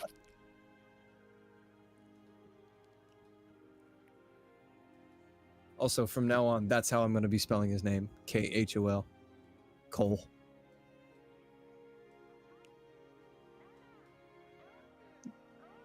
Hey, look, dog. I gave him that name. I can spell it however I said it. The liberties he takes. All right, if you guys would like to come over to the Lagari Plains. He calls me master. I've never had this, Gary one, the Great Plains anyway. I've never Yo, had it's this honor dark before. AF. It do be fucking black. There we are. Hi. Hello. I can Hold. see now. Hold Cole up and use his headlamp as a flashlight. I just mount him on my shoulder. Light the way. Show me the north. Show So- me to the north. At this point, the three of you make your way out of the tunnel, and you see as Cole's ears kind of twitch, and Clay, you hear it too. Go ahead and roll an instinct check to hear what's going on outside. Sure. Your countdown still exists, Dork. Here, I'll pull Instinct, it down you so it said. can be shown on the screen. Yes. All right. This is going to be the one. Hmm. 11 with that was a fear? one. Wow, it's almost like I freaking called it. So you can't quite make it out, but Cole steps up. We gotta hurry. That's human armor. They've already made it this close. We gotta go, guys. Be careful, young one. Don't rush ahead. Yeah, you're probably way faster Alright. than us, dude. Okay, I'll hold back a little bit. You guys lead the way, and then I'll sort of pick up the slack where you guys are lead. Oh. Just let me know where you need me, okay? Oh, he said it. You Oh, are a he's- warrior. You fight on the front line alongside us. Okay, I'll go with you then. Oh my Let's gosh. go. All right, you guys all go ahead and make your way out of the tunnel. Someone's gonna die today. Clay, come on down. Not if I can help it. Whoa! He's so fast. So, Whoa! Whoa! as you guys make your way Oh. to the tunnel, as you were just running out, you now see a bloodied Scout Legiri running towards you guys. And you see as she just runs along the wall and dives right over Clay's head and into the tunnel. And All right, nice to meet you. now as you guys and as she does, Cole kind of goes, so wait, that's not. And you guys turn the corner and you are now faced with a large, let's see what you guys can see. Now you guys can see the whole map now, right? Oh my gosh. Yeah. 13 Let's see. Do we want to count these out loud? Oh, sure, go ahead. 1, 3, 6, 9, 12, 13 total. Yeah, you now see as you are faced with a large human battalion, and you see as the one up front with this large great sword sort of runs up, lifts his hand to the rest of them. Whoa. Who are the two of you? Are you rogue ear nabbers? We're already on the hunt for these ones. Is that one you caught? Clay, take it. Get behind me. Alright. Wee, wee, wee. Clay steps forward. As Poppy steps back and you step forward, you see as he sort of tightens his grip around his sword a little. Noticing, so Clay actually sees that he's like getting ready, like to use his sword if he has to. More of just making sure he's prepared. Poppy moved. He was like, okay, we're moving. Okay, fair enough. In reaction to seeing him prepare to ready his sword, Clay is going to reach down towards Cole and place a hand on his chest and gently just kind of lever him back behind Clay. Not to push him away or to push him out of harm's way, just to put him carefully behind Clay if anything should happen. Does that make sense? Yeah. Listen, I know a lot of folk like keeping them as pets, but around here, we got a couple of scores to settle. So, I'll be kind. I'll let you have that one. You guys can mosey on. It would appear that we have reached a misunderstanding. We have only just met each other's gaze, and Clay begins to step forward. He steps forward to match you. Without drawing his weapon, Clay extends a hand in a handshake. As is customary in our world, it could be different here.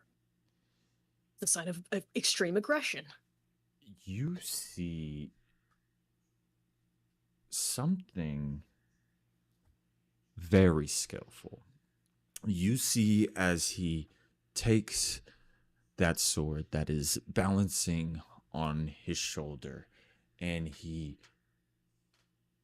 lifts his elbow down and the handle along with it and flicks it to the side, and you see as a corner of the shoulder plate sort of catches a part of the hilt, and as he rolls his shoulder and lifts up his right shoulder, you see as now the hilt is sliding along his shoulder line, and he lifts up his left hand and catches it with his left hand and then extends his right hand to shake yours.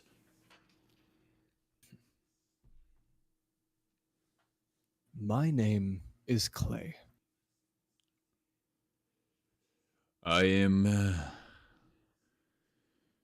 Valkeith. Valkeith. I'm sorry, I'm writing these names in my journal. Can you, Valkeith? Can you spell that for me? Use your imagination. Valkeef. Sure.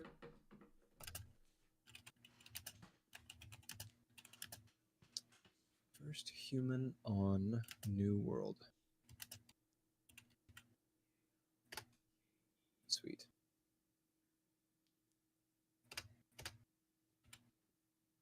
Excellent. Valkeith. It's a pleasure to meet you.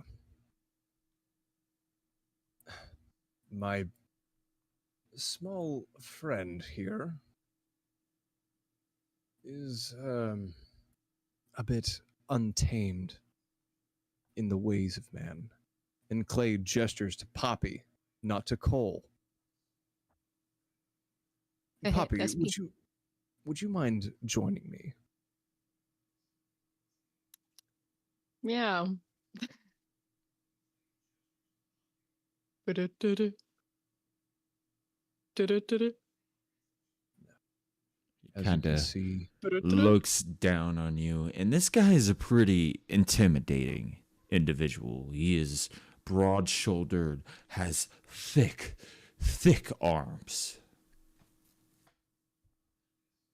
would you say that Clay and Valkeith stand at roughly the same head height? Nope. He's at least a head heights ahead of you, taller than you.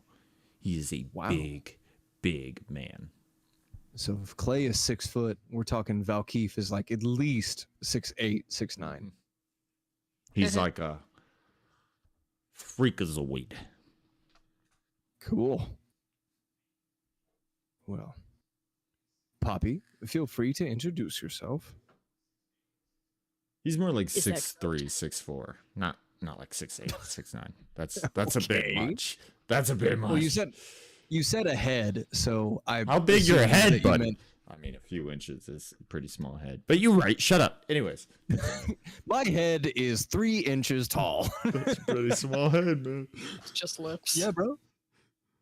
You know what they say? The You got smaller the head, 3-inch lips? Yeah. the smaller the head, the bigger. the Anyways, lips. we're getting a little weird here. Let's zone it back in. Poppy, what you saying to this guy? Clay is a toad. Anyway.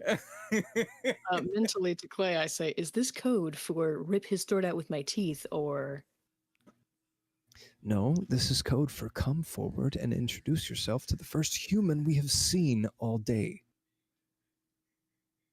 okay? I stick my hand out. Ew. What is up with all those scars? Now, just because she is battle weary doesn't mean that she deserves. any That's not rest. battle weary. Ugh, it looks like she's barely holding herself together. Like she's been cut to pieces and someone stitched her back up. Valkeith, I Ugh. can assure you. What over is the this? years, Is she this one has of those seen- science experiments? Whoa. And at this point, you see as he is hard gripping his sword We have been talking long enough.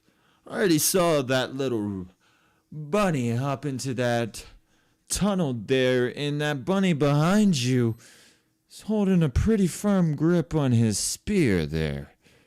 Now, I already said he could take your pet and leave. Why don't you do that? Well, Valkeef, if you were in his position, wouldn't you also be gripping your sword about as hard as you are? Surely you have to understand that this small, insignificant thing is afraid. I'm taking him. You take, huh? What? I'm picking him Huh? up. Levitation? Picking- So what are you I'm doing? picking him up. So are you like trying to pick him up and toss him back Me? to the rest of them? And I'm You're gonna picking me up? No. I'm tossing Valkeith or whatever his name is as high up as I can. Okay, just That's try to high like lift him up. Yeah. You raise me up. Go ahead and roll a spell. What does levitation do again?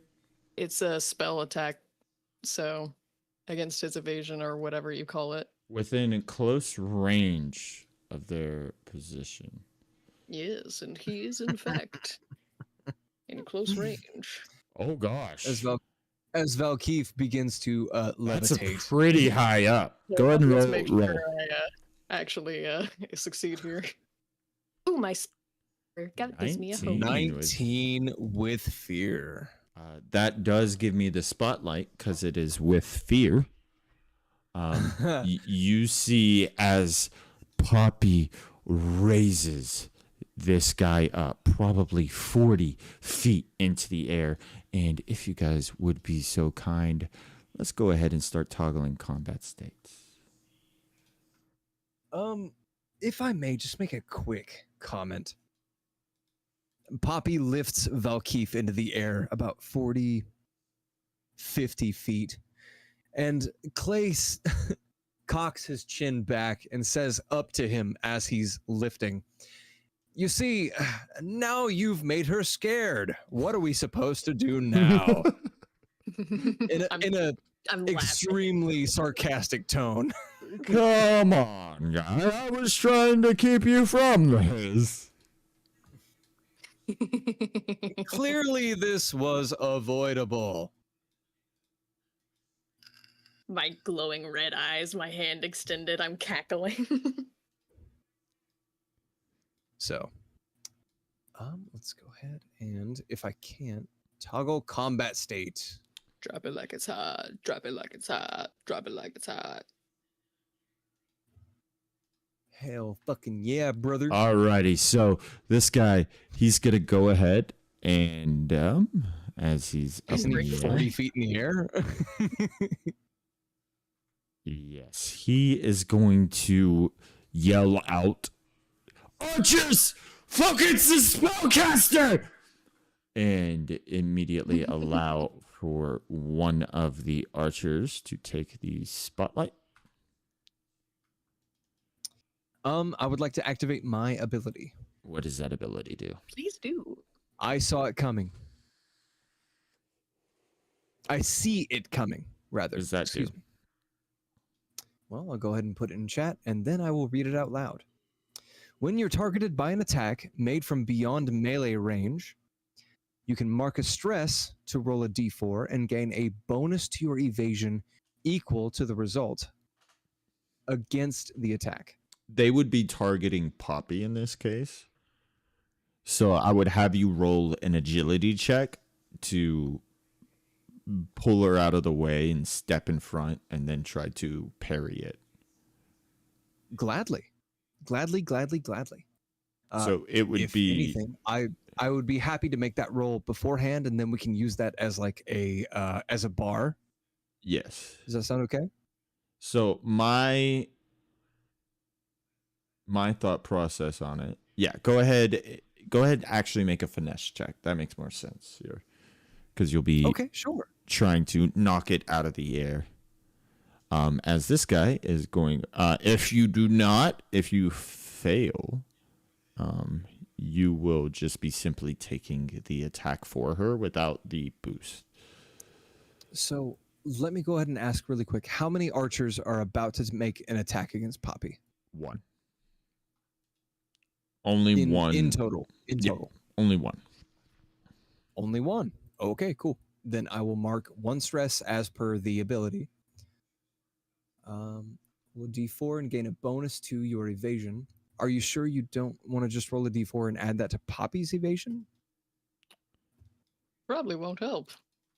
Nah, My because you evasion would is be taking the balls. shot. You're jumping in the way. Go ahead and roll a finesse check for me. DC 12. Okay. Gotcha. Oh, Nice. I feel pretty good about that. Just barely succeeds. So he is going to go ahead and target you as you move in front. And Absolutely. he is going to use his hobbling shot. I tell you what, you know what this really feels like?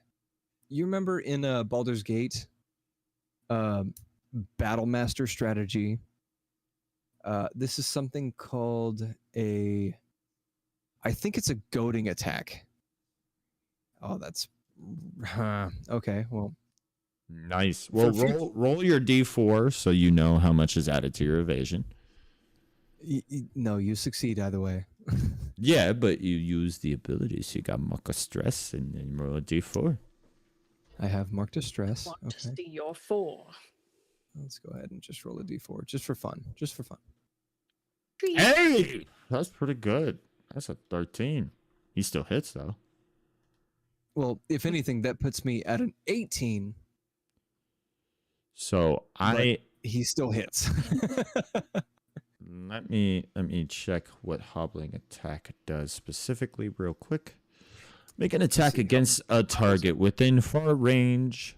On a success, mark a stress to deal 1d12 plus 3.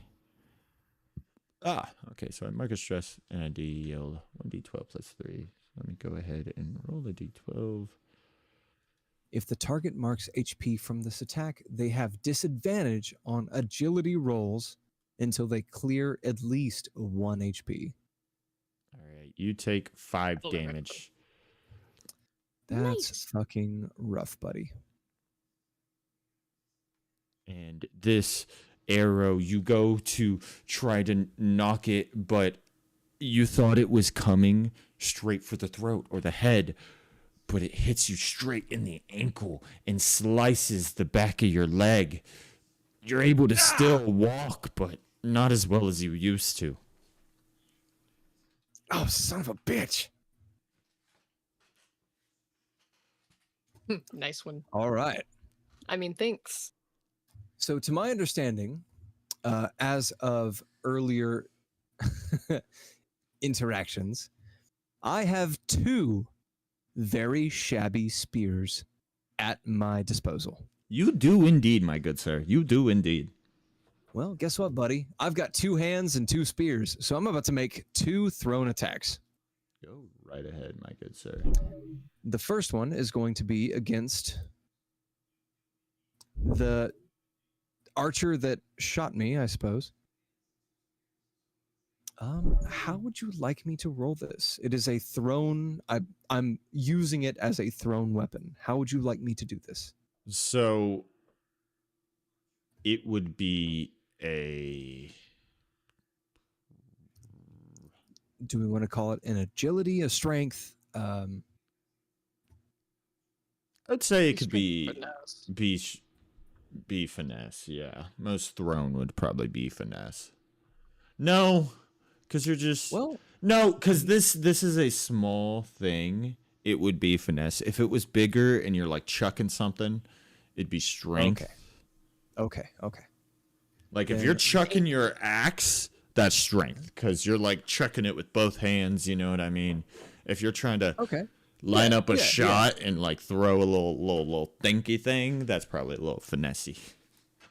Absolutely. Because I am. We gotta get you some throwable war hammers. Jeez, that would be lovely. But, however, I feel like situationally bonused throwable weapons, it just feels a little bit unfair. What does that mean? So, Marcus stress. Like I don't want to have throwing weapons in my inventory because they are throwing weapons. Yeah. I've and already got a bow. Yeah, you got bow. It Yeah, works. throw the arrow with the bow. That's called an All right, atlatl, so- and that's not how bows work. What are you guys doing? Clay is throwing one of these shoddily made spears at the individual that shot an arrow at me. I'm sorry. I wouldn't be taking this long, but I'm reading the effect of hobbling attack. You will be taking -2 for this throw because it is a he's a bit high up. He's up on this ledge here. And disadvantage on agility. Okay, so this is a finesse throw, so Yep. no minus. That is what I was trying to decipher. Yeah, make a finesse check and then we'll throw a -2 on it. So 12. 14 with hope, -2 makes 12. Yep, that hit. hits. Go ahead and roll a d6 of damage. Okay, gladly. Well, do your not- proficiency comes into play here. So if you typically roll 2 damage die, you would roll 2d2. Okay, then that is a 3 plus 5, which makes 8 total. No Nine. modifier. Damn. So you just, as soon as that arrow pierces your leg, you pull out one of those spears. You look over to your shoulder to Cole, get his attention, and you lurch back and just chuck that spear, and you see as it pierces this archer's neck and pins him back onto the spear stone wall behind him. As I turn back around and look at Cole after throwing this shoddily made spear, I say, Cole, fall back and protect our ally. She's the reason we're here. Okay, I'll do what I can. I'll try. And he makes his way up into the cave. That was with Hope, correct? Yes, it was. All right, what are you guys doing? It's still your guys' turn. Poppy, you doing anything? Always remember, Well, as you a matter of guys fact, are able to do stuff as you are wanting to do stuff. So never feel like you got to hold yourself back. I actually have 2 shoddily made spears. Alrighty. And I would like to throw the other one. Go ahead and throw it. Who are you throwing it I'm at? going to throw it at Valkeith. All right, it would just be a normal finesse check. Poppy, be That's- thinking about what you want to do. We're going People to get change through this based shit. on how this goes. Uh-oh. That is a 6 with hope. So you chuck this spear out, and you see as he's holding his great sword with his left hand, he's trying to regain his balance. He hasn't really thought to switch his sword back to his right hand. Just without thinking, he pulls out a short sword from his side and just cuts it down the middle. Doesn't slice it in half. Doesn't knock it out the way. So deftly slice this spear in half. Deadpool style. Clay looks up after throwing that spear and says, well, I don't usually throw vertical, so I'll give you that one. Poppy, what are we doing? I've got a maneuver. Would you allow me to use levitation in the inverse? To bring him down and sort of try to deal damage? Absolutely. It would be another Oh, spellcasting fuck yeah. roll. A slam? Absolutely. Go ahead and roll a A booty spellcasting roll. bash. Magical prowess to that. Levitating him Nope. inverse to gravity? Ooh. Ooh, that 16. hits. So go ahead and roll a d12 times your proficiency modifier plus your knowledge. Okie dokie. Here it I'm goes. so here for this. Pardon my French, but I am excited about this. That's a 15 right there. 15 damage. Nice. So you bring him down into the dirt, and Clay, you hear an audible thud and crack and a little bit of a squelch as you look down, and this guy is sort of bringing himself up, and he just spits up an entire mouthful of blood. I have a request, Joey. Absolutely. What is your request? Finding himself with both hands empty and his axe on his back, Clay is, instead of taking any kind of movement for the next turn, he's going to jump on top of Valkeith and try and pin him to the ground since he was just thrown at Mockfuck. Heck yeah, go ahead and make a strength check at advantage, and he is going to roll a competing strength check. He'd probably be +4. Ooh. That is a 22 with fear. He has a 11, so you now have him pinned down. He is restrained. And you gain 1 fear, don't forget. Okay, excellent. I'm scared. Can someone add the restrained effect to him? At this point, you hear at the I'm not BM mode. very back of everyone,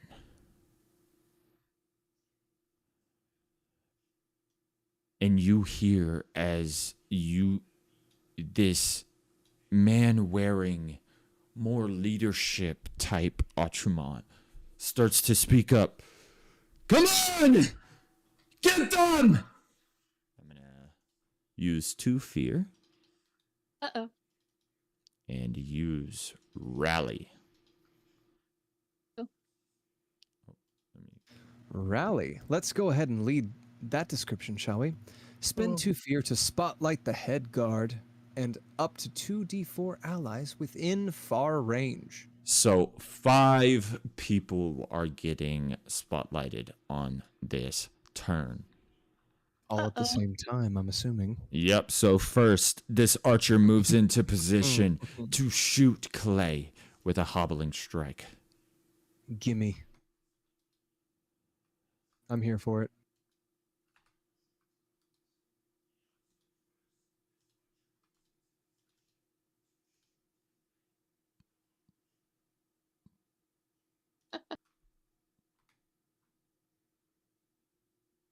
Ooh, it hits!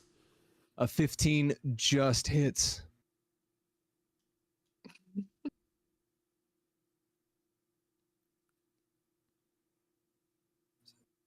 Nine damage total? Yes. All right. Dunsky. All right, this guy is going to run up, and he's going to attack you and attempt to detain you. Really? Oh, You're under and a it web. hits! Okay. So I've already got Valkeith restrained, and then he No, attempts to Valkeith detain is me. no longer restrained as he grabs you, detains you, and now has you restrained. Ah, okay. Friends have tabled. All right, that's 2. This one is going to walk up as well. Step over Valkeith's body. Hey, you know what? In response to that restraint move, I think I want to use my ability. Echo of the Pit. Oh, okay. Which, if I'm not mistaken, the lowest he can roll is a 1, which would still hit. But he could roll a 2, which would make him miss the detain. Let me pull up. Well, it's already happened, so from this point on, you have disadvantage. Oh. I know, he's stinky I pooky butt. I can only respond so quickly. Well, he's about to hit. This guy about to hit you, so it's gonna work. Yeah, but I'm already detained. It doesn't matter now. I'm gonna die. Yeah, instead of it being at advantage, it's a normal roll. Can I act on his behalf and use the vial of dark smoke for him? No, you cannot. This guy Alright. misses. Alrighty. Okay, now you. No, I'm kidding. This guy's gonna step up, make a hobbling strike at Puppy. Okay, then I'll use the vial of dark smoke on myself. But to be clear, it says that I can use, like, add to my It evasion equal misses. to the number of my agility. My agility is -1, so how would Make an can I just agility not roll. use this or? Make an agility roll. We'll cut it in half, and that's how much you get. That's crazy. Let's do it. 9. That's a critical. No, it isn't a 9 at all. It's a critical. Wow. So you have a +10 to your evasion. Oh my gosh. All right, well, no one's ever hitting me. This guy's gonna walk up.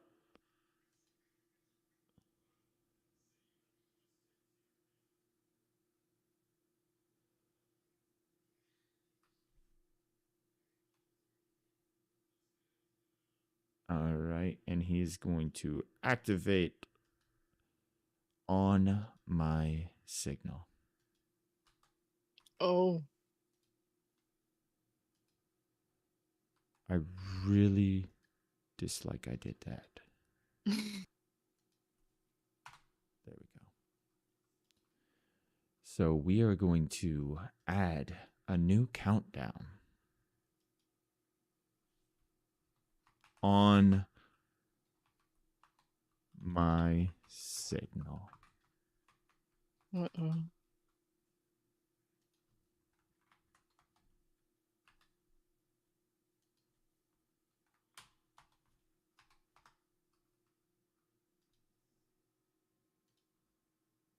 Alrighty. Now, I used 1, 2, 3, 4.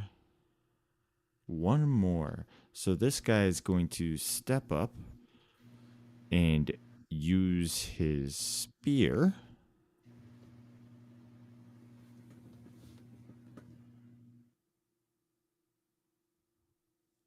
Be our friend. Yep, he'll just use his spear to attempt to attack. And try to stab Clay. If I am already restrained, he probably has advantage. Yeah, but you used Echo the Pit, so... Ah, okay, fair enough. Yeah, so that is an a 11. 13. 13 does not hit. Alrighty. It is now your guys' turn. What would you guys like to do? Me. Poppy, go ahead. Step on Clay. Just kidding. I'm just like near him. Gosh, I never get to do this. Wild Flame. I can attack up to 3 enemies with it.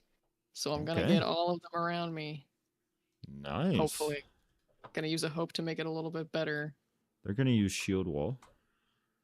I'm sure they will. If someone could read that for me, that'd be lovely. I actually cannot. All right. Okay, I got you. A creature who tries to move within very close range of the guard must succeed on an agility roll. If additional bladed guards are standing in a line alongside the first, which I guess this is a line, and each is within melee range of another guard in the line, the difficulty increases by the total number of guards in that line. So that Okay. means the difficulty increases by +3, I believe. So Or moving is +4. bad. So as you try to move up close to them, they try to push you back with their shields back to where you were. Go ahead and make an agility check. It is now a 15 DC as it was raised from 13 by 2. Could I detriment this DC by resisting resisting the detainment? Go ahead and make a competing strength check with him, and then maybe. He's resisting Gladly. arrest. I'm resisting arrest. Hmm. It's about a 14 with hope. Let's see. Whatever this plus 3. Oh, You are 15. Damn. unable. All right, fair enough. So then, Well, So this go ahead and is make an up. agility check. Luckily, they miss with the hobbling strike, so. Ooh. So they're Okay. able to push you right back to where you were. Douches. All of you. You're all douches. Okay. How many hope do I have? Oh. I'm making an illusion. Or I'm going to attempt to make an illusion. I'm going to put it right on top of Clay. And illusion. the illusion, hopefully. No. It's in close range. I lied. I'm putting it all the way over here. Where's In the over back here? line. Okay. And the illusion will be a bear. Go ahead and make a spellcasting roll. You can use your modifiers if you wish. Heck no, I don't need them. 18 with fear. Nice. So you are able to summon this illusionary bear that just roars out. And since you rolled with fear, it is now mine. I get to spotlight someone. So I'm going to spotlight this individual back here who just yells at, "Oh! Whoa! Somebody needs to protect me! You need to protect me!" We found the wuss.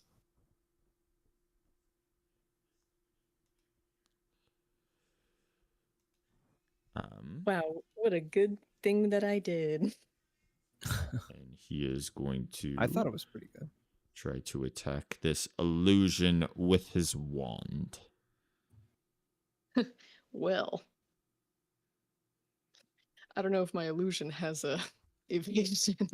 And a small magical bolt just pierces through your illusion, and this guard in the back just kind of lifts up a shield and it splatters off his shield, and he's like, "Oh, whoa!" What are you guys doing? Wasting their turns. Well, I mean, can I just try to unrestrain Clay? Yeah. You can give him advantage on his competed strength throw. Yeah. I would love if you did that. Yeah. I need someone to swing in a arc. You got to beat an 18. I do or she does? You do. With advantage, because she is assisting. All right, cool. 18. Fucking get it, boy. Hey! How's about a 23 with fear? So you're able to break out finally from your hold. You're no longer restrained with the help of Poppy. Why can't I open this guy? And this guy is going to go ahead and use Goading Strike. Goading He's strike. a goat. Make a standard attack against a target. On a success, mark a stress to taunt the target until their next successful attack. The next time the taunted target attacks, they have disadvantage against targets other than the weapon master. I think he succeeded. I'm pretty sure he succeeded as well. 17 damage total. Poppy, you What the take heck? 17 damage. Oh my Oh. gosh. And you I are gotta use now that. goaded. I was always goaded. And I get a fear. And I'm going to go ahead and use that fear. And he is going to go ahead and try the same thing on you, Clay. Sure. Oh, I'm pretty sure he fails, and in he rolls a in natural response, I pee on one, misses me, and in response, I pee on. Shut up. Uh, no. In response, I'm going to. Thank you. I If you win, appreciate I you unrestraining me. Given that my wood splitting axe has been at rest on my shoulders this entire time, and in recollection that this is almost immediately after the encounter with the Grimbrands, the past week that we've spent fighting and barely surviving everything that we have been going up against, I'm going to attempt 3 things all simultaneously. Okay? Word. poop, pee, sneeze. The first thing is I'm going to shut up. The first thing that I'm going to do is attack Voltron. Voltron. Yeah. Voltron. Valkeith. Yes, there we go. The first thing I'm going to do is to attempt a strike at Valkeith with my axe. Speaking of, And my axe. the countdown has gone up. Oh. Lovely. Love to hear it. Love to hear it. Oh, that wasn't the best. Does a 13 with hope hit?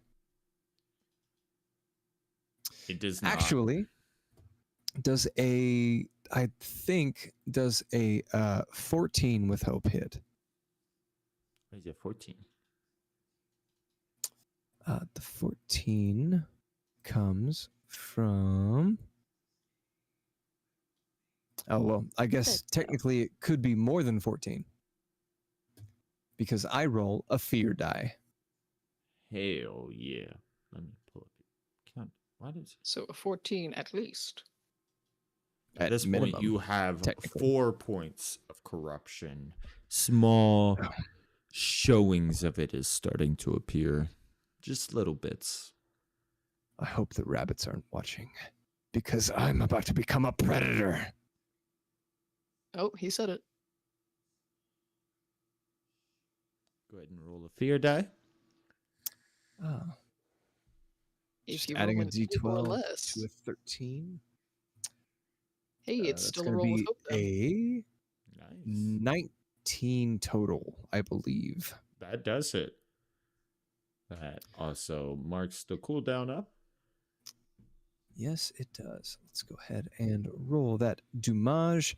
And in response to rolling the damage on a successful hit, I am going to activate Hold Them Off.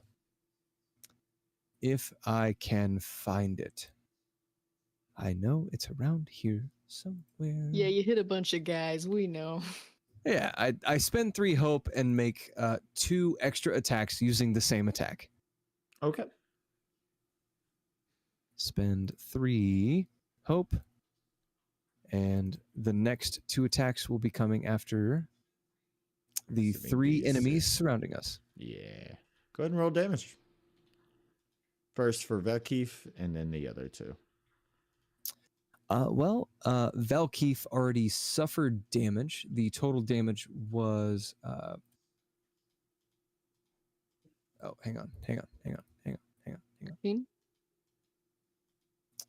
It's supposed to be 2d10. 1 sec. Yeah.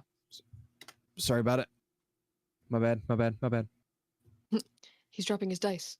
4. All right. Go ahead Okay. and roll damage for the other 2.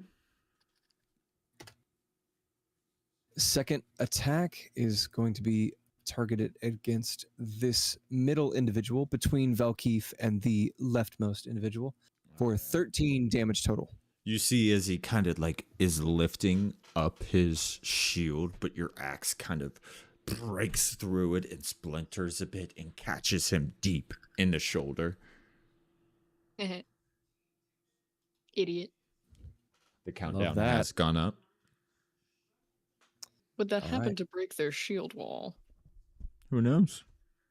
Third and final attack, or rather, third and final damage. Oh, Nice. 16 damage total. And similarly, this one sticks up his shield to try to block your attack, and you just splinter it, cut it in half, and slice his left hand clean off. And he's now just holding it, his wrist with blood spewing out from what once was his favorite hand. Just, how am I supposed to read? Girl, you ain't gonna read ever again. Alrighty. All right. You're dead forever. In response to the end of these Puppy. fucking amazing attacks, Yeah, let's Puppy. Is there anything you want to do? Well. No. I don't know if I'm gonna be shoved back if I step over here. Then maybe I'll give it a minute. Well, one of Yeah. their shields has been broken, and the other has been decimated. I don't think Clay has had enough time to really exit predator mode, so to speak. Okay. He's always a predator. Upon the final attack, he's going to activate Predator's Reflex, which means before I take damage, I reduce its total by 1 as my body instinctively hardens or shifts. Nice. So that'll pretty much last until combat. You reduce all damage by 1. Yes. Nice. Now I'm gonna shoot my gun. As Clay seemed fairly normal this entire time until he began swinging his axe wildly, pushing this hunk of metal on a fairly large stick through an enemy combatant's shield, practically breaking his stance and ruining any kind of shield wall that he was trying to maintain, and simultaneously recoiling the axe, bringing it up in a leftward swing towards the enemy on his right side, and cleaving the enemy's hand freely from its body. Yeah. So, Poppy, how does your arcane barrage work? I spend hope and it hits. It's How a ma- 1-for-1. Oh, so just I roll d6 equivalent to however much I use, and that's the damage. shit. So how many are you popping off? I'm gonna do Magic 2. missile, baby. Which one was the one whose shield got really jacked up? Both of their shields got pretty jacked Oh, up. theirs. Okay.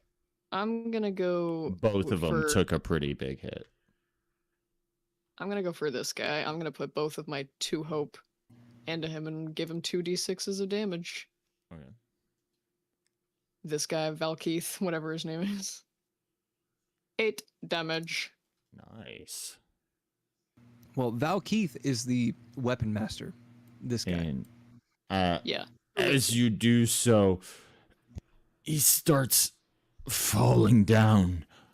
I'm going to go ahead and use 2 fear to go ahead and use adrenaline burst. May I read that out loud? Yeah. Once per scene, spend a fear to clear 2 HP and 2 stress. Nerd. And you rolled pretty fucking well. So Valkeith clears 2 damage and 2 stress. So he's back from the brink. Nice. Bro, not for long. I'm about to jump at him at his neck with my teeth. All right, You go say ahead. that. First of all, I used these hopes, so get out of here. What would you like to what do, we call guys? that? Strength, Bite him. finesse. Yeah, I'm Strength. biting him. Strength or finesse, bite whichever me, one you bro. prefer. Oh, good. I love finesse. I actually have anything in finesse. And I have my chomper experience that I'll spend a hope to use. And tear his throat out. Just hits. Go ahead and roll damage. Oh, damage, my favorite friend. That would be... And you said proficiencies add to the dice. Yep. Add to damage dice. All damage dice. Typically. So if we have a proficiency of 2, that would mean that we roll 2 damage die. Yeah, so technically you should have rolled 4d6 earlier. Oh, that's crazy. So how Do we much want to damage you account do? for that now, or do we want to just Nah, breeze because past that? he would have been down no matter what. Totally. It's 4 Okay, damage. 4 damage? Alright. Idiot. The thing about the minor damage thing is it doesn't matter if it's 1 damage or 7. If it's within minor, he takes a hit. Yeah. So he has We don't 1 need to be hit so point cute. left. We just got a hit. Actually, I would... Because that seemed... You... Go ahead and describe what it's like as you lunge at his throat. I aim for the front of the throat, which I believe... I don't remember which one's the jugular and which one's the carotid, but I'm going for the artery in the middle. And I'm just like...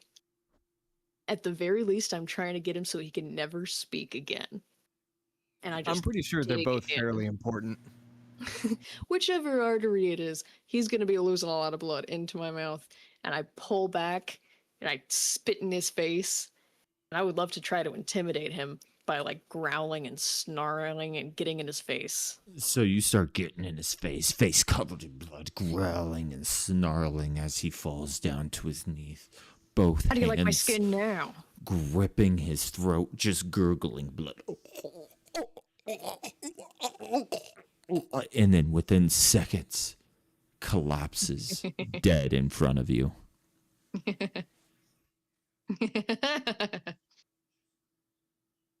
And I step on him. And I get up in the next guy's face. And I growl and snarl and go, He is most certainly going to use what's left of his shield to try to block you. I'm just gonna claw at it. I'm not even trying to attack. I'm just like acting like a freak. Hey Joey, is Roll his, an agility check for me. hey, can I give Poppy advantage because I broke his fucking shield with my axe? Yeah, for sure. Beautiful. And the other one won't be able to help him to raise the thing, so it's just a DC of... Dice of 12 with hope. He just barely is able to hold you off. He's like, oh, please, I'm gonna get you. I'm gonna get you. and he's able to just Poppy barely sticks push you up. Poppy fucking slams her face into the hole that Clay's axe made and is like, "Here's Johnny." I don't care if they live or die. I care if they live in fear of me. Honestly, couldn't have gone better. All right, Clay, you know would you what? like to do anything? Actually, Wait, damn that was a fucking right. that was a failure. So, thank Aw. Gibbity. Also, Out of The respect f- for Poppy succeeding on taking a bite out of Valkeith, Clay is going to take a bite out of. hold on. The countdown has finished. The countdown is completed. Oh. All archers knock an arrow into their bow and simultaneously fire them all down at you, Clay. But hey, you know what? That's okay because I have Predator's Reflex. Before I take any damage, reduce it by 1 as my body instinctively shifts and hardens. So that's a 20 and an 18. Both hit. All right. And that is, let's see. How much damage is it, though? Roll damage. Oh, it's 1d8, so it'd probably be...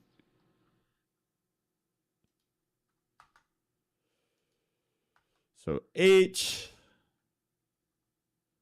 makes your dice so big? You Whoa. take 8 and 10 damage as 2 arrows pierce you from either side. And the cooldown resets as the archers begin knocking their arrows and preparing. And Ooh. what are you doing, Clay? Both attacks hit. In response to both of these arrows landing, I can imagine as all of this is happening, Clay is basically faced off, shoulder to shoulder, against this enemy that is standing very proudly with a broken shield directly in front of him. Proudly's a strong word. He's kind of screaming at the loss of his hand. Oh, that makes it so much better. Just a quick question, Joey. Was it his arm hand or his shield hand Shield that hand. I managed to cleave off? Like you broke through his shield and then cut through his hand all in one stroke. Even better. Taking inspiration from Poppy, Clay is going to, with his left arm, bat his arm hand out of the way and try and chomp down on his neck. Go right ahead. Would we consider this a strength check? Yeah. You do strength. That's fine. Unlike Poppy, I don't have a specific attack for biting, so I have to. It's just unarmed. Yeah. Loser. Holy shit! Nice. 25 with fear. Go ahead and roll damage. Do we want to call that a D6, a D8? What are we calling this? A D4? D4 All right. plus strength. Actually, Poppy's is a D6 because of the chomper. So we'll call it 2D4 plus 3. Yeah. Solid. That is 8 damage total. All right. How's it go So, down? as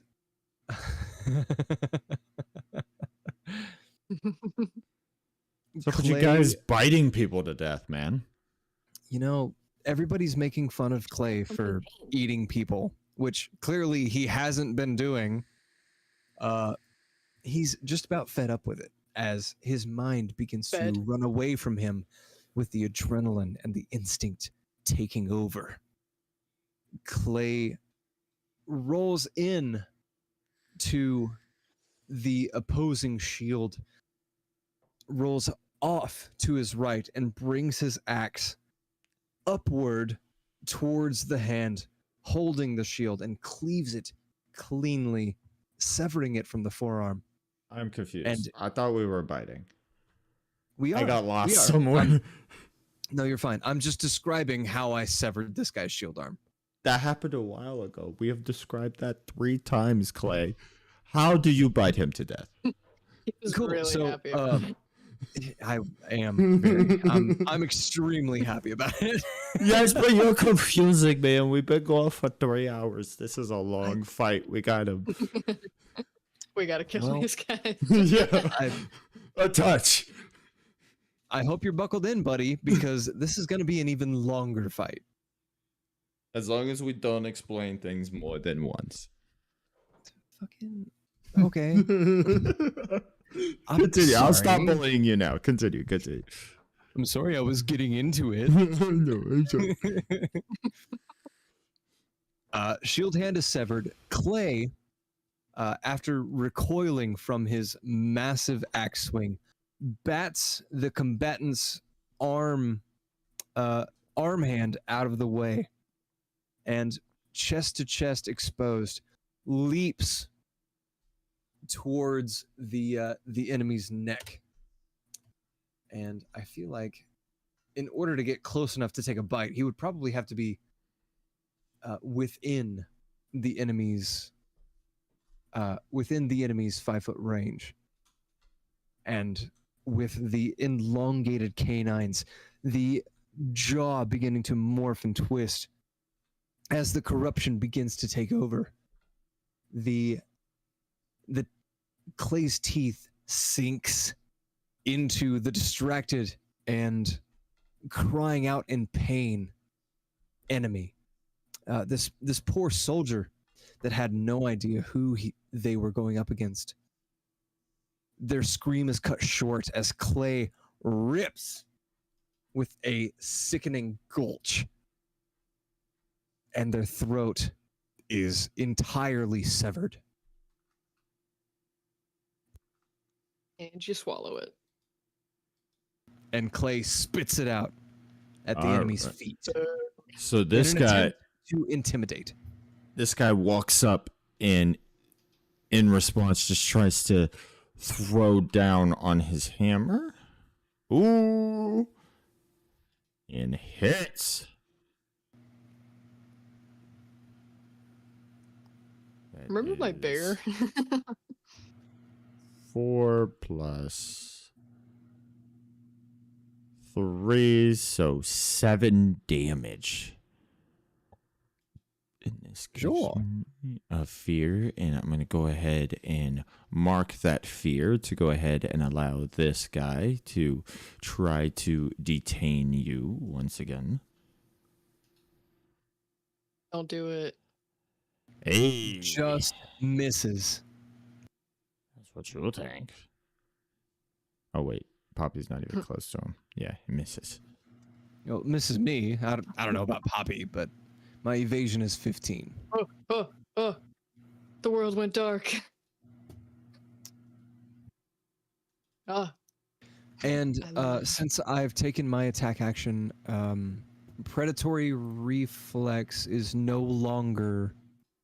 Yeah, you're in no effect. longer getting forcing disadvantage. Alrighty, it is your turn, Yes. Poppy. What are you doing? I'm gonna spend all my hope because I feel like I'm never gonna have enough to do what I actually want, so I'm just gonna get rid of it. Give the Parallella to Clay so that Okay. he can make mini attack. There's 13 Clays. Oh, you fucking bet your ass. Clay, feeling this familiar echo of a movement, grabs his axe that has been resting on his shoulder and swings both-handed, almost disregarding any kind of object or infringement that could be meeting his blade. He's going to take his first swing at, if I can mark him correctly, there we go, at the individual that just struck himself.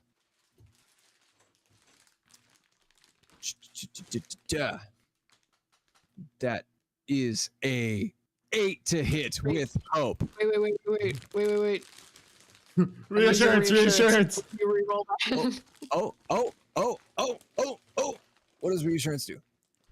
You basically just I go, Clay, knock him dead, kill him. You get another Once- shot. Once per rest, after an ally attempts an action roll, but before the consequences Consequences. take place, you can offer assistance or words of support. When you do, the ally can re-roll their dice. So I guess I'm going to make a second attack. And this one's gonna fucking hit. You bet your sweet dick it does. That is a 20 with fear to hit. Both of them. Go ahead and roll damage. Bofa. Bofa. Poppy was like, "You are getting use of my Parallella." That is going to be 16 damage total. So to the head guard and the bladed guard. Against the one in front of me, and then with the Parallella, it is also going to be, I suppose, a 20 to hit and 16 damage. Alrighty, so you And bring then- down. Oh, what else are you doing? Feeling Parallella taking effect, Clay is going to activate Hold Them Off and spend 3 more hope to attack all 3 a second time. Go right ahead. Well, hold them off actually uses the same attack roll, which is a 20 across the board to hit all three a second time. So Oh my If I remember hold them off correctly, you can attack 2 more. So you would be able to attack like the conscript and then the bladed guard a second time. yes, the conscript would suffer the same attack that I just made, like Yeah. the same roll, so to speak. Yeah, just roll damage for the conscript and roll damage for a second attack on a bladed guard. Okay, got you. Open up a snack of my own. I needed some, man. Some teddygrams. So, have we calculated that 16 damage from the first round, the first parallella? Yes. Okay, perfect. Then the second round of damage is going to be against the heavily armored guard. 11 plus 3, which makes 14 total. Nice. Now roll damage for the conscript. Against the conscript, that's 2d10 plus 3.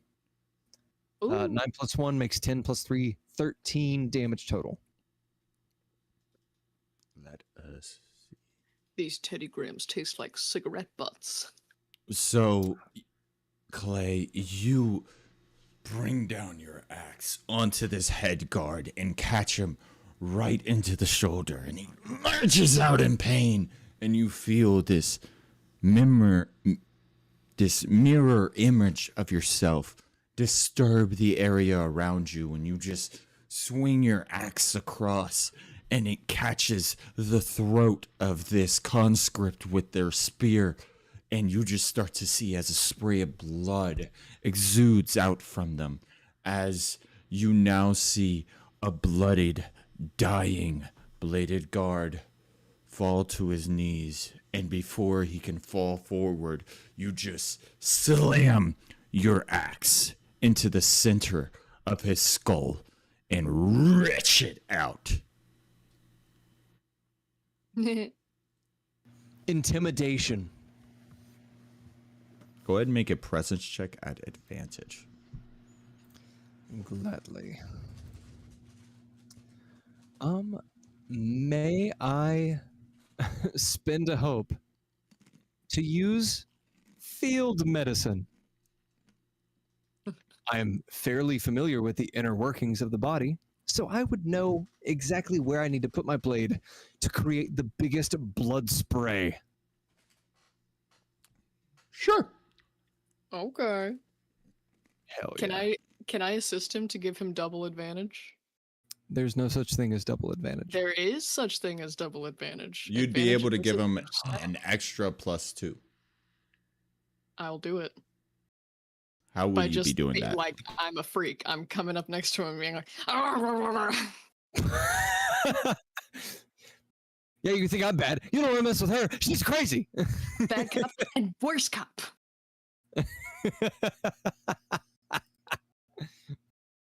Do I gotta roll for that?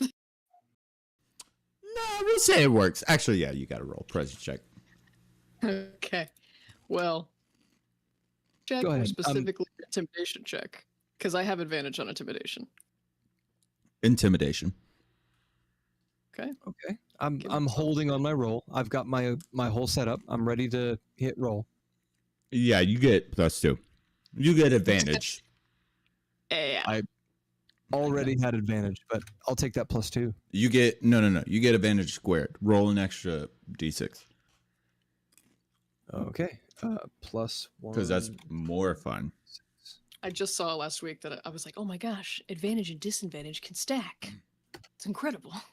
Let's see if this works. Oh. Holy shit. Oh. Yeah.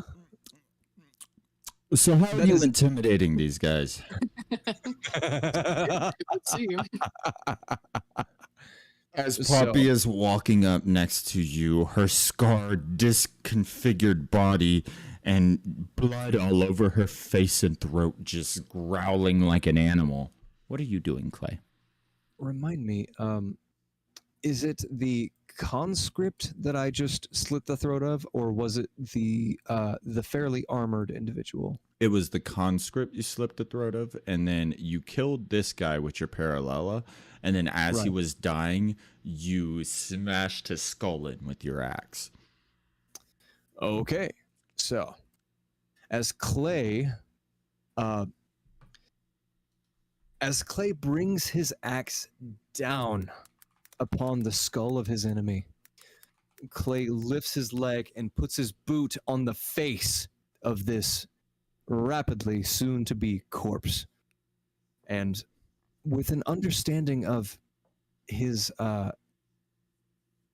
own anatomy, given that we are facing humans, he twists his axe upon the recoil and tries to scrape as much of the gray matter out of the skull as he can as he retracts his blade, while simultaneously kicking the now fallen enemy down into the dirt. And with gray matter splattering upon his blade, he shoulders his axe, turns to the rest of the small force that is very much standing in opposition against him. And he says out loud, "Is this the prey that you seek? Do you wish to die?"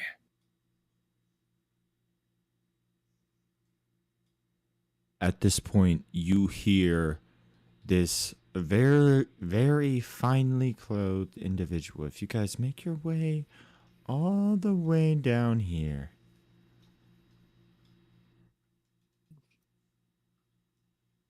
you see this very finely clothed individual. He speaks up.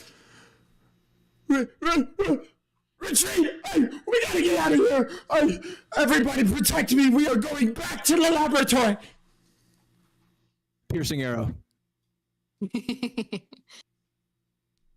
That's a battle axe. That would, in fact, be a battle axe. What I meant to say was piercing arrow. Go ahead and make a attack with your longbow. Gladly. They will be able to start making a few moves, as this is deleted, as they are able to realize they are able to get a little bit away as you are pulling out your bow. You had it completely stored. Yeah, makes perfect sense. So this is about Cole's not where watching they're this. able to get. Absolutely. I am specifically using a piercing arrow to fire against the finely robed individual. All I right. am not making a kill shot. Just trying to maim him. Maybe aim for the Just- legs or something. It's just far. I'm- It's not very Precisely. far. I'm just aiming for the legs. Exactly. It is Achilles tendon. The countdown has gone up. I only have 13 one of with my fear. shots.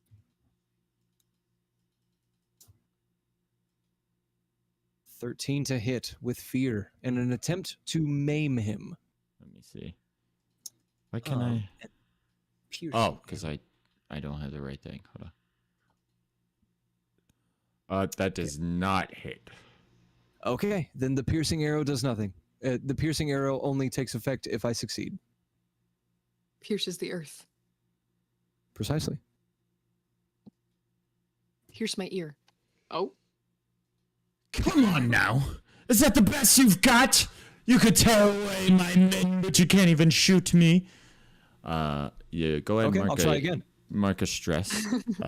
Play. It is actually their turn to go ahead and be spotlighted because you rolled with fear. You boofed it. Yes.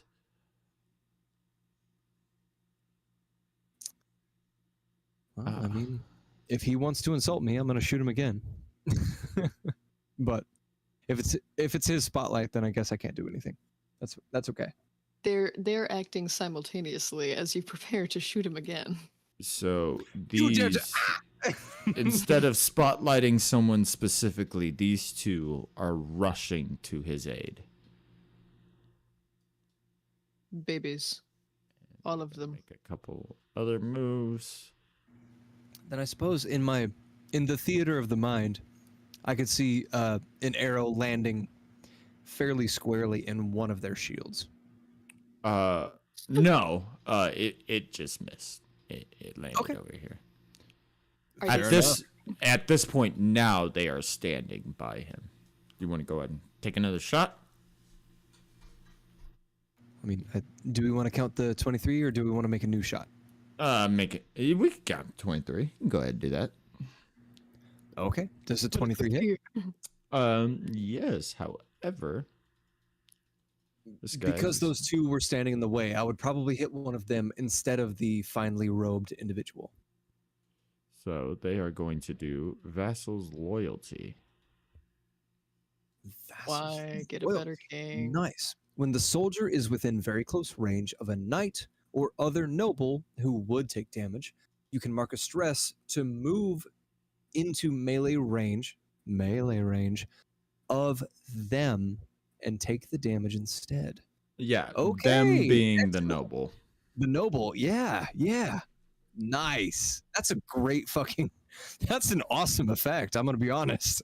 So he takes the damage. How much damage is it? Mr. President. yeah, that's.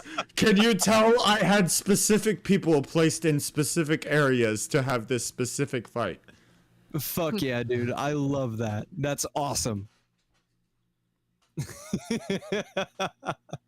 Okay. Well, because this is the second shot, piercing arrow is already landed in the ground next to him. So this is just going to be a regular arrow. Yeah. Well, yeah. So what would be the damage on that? Because it did hit. It just didn't hit him. It hit the soldier instead. He took the shot. Damage. This will technically be an ability check. It's going to be a 14 total. All right.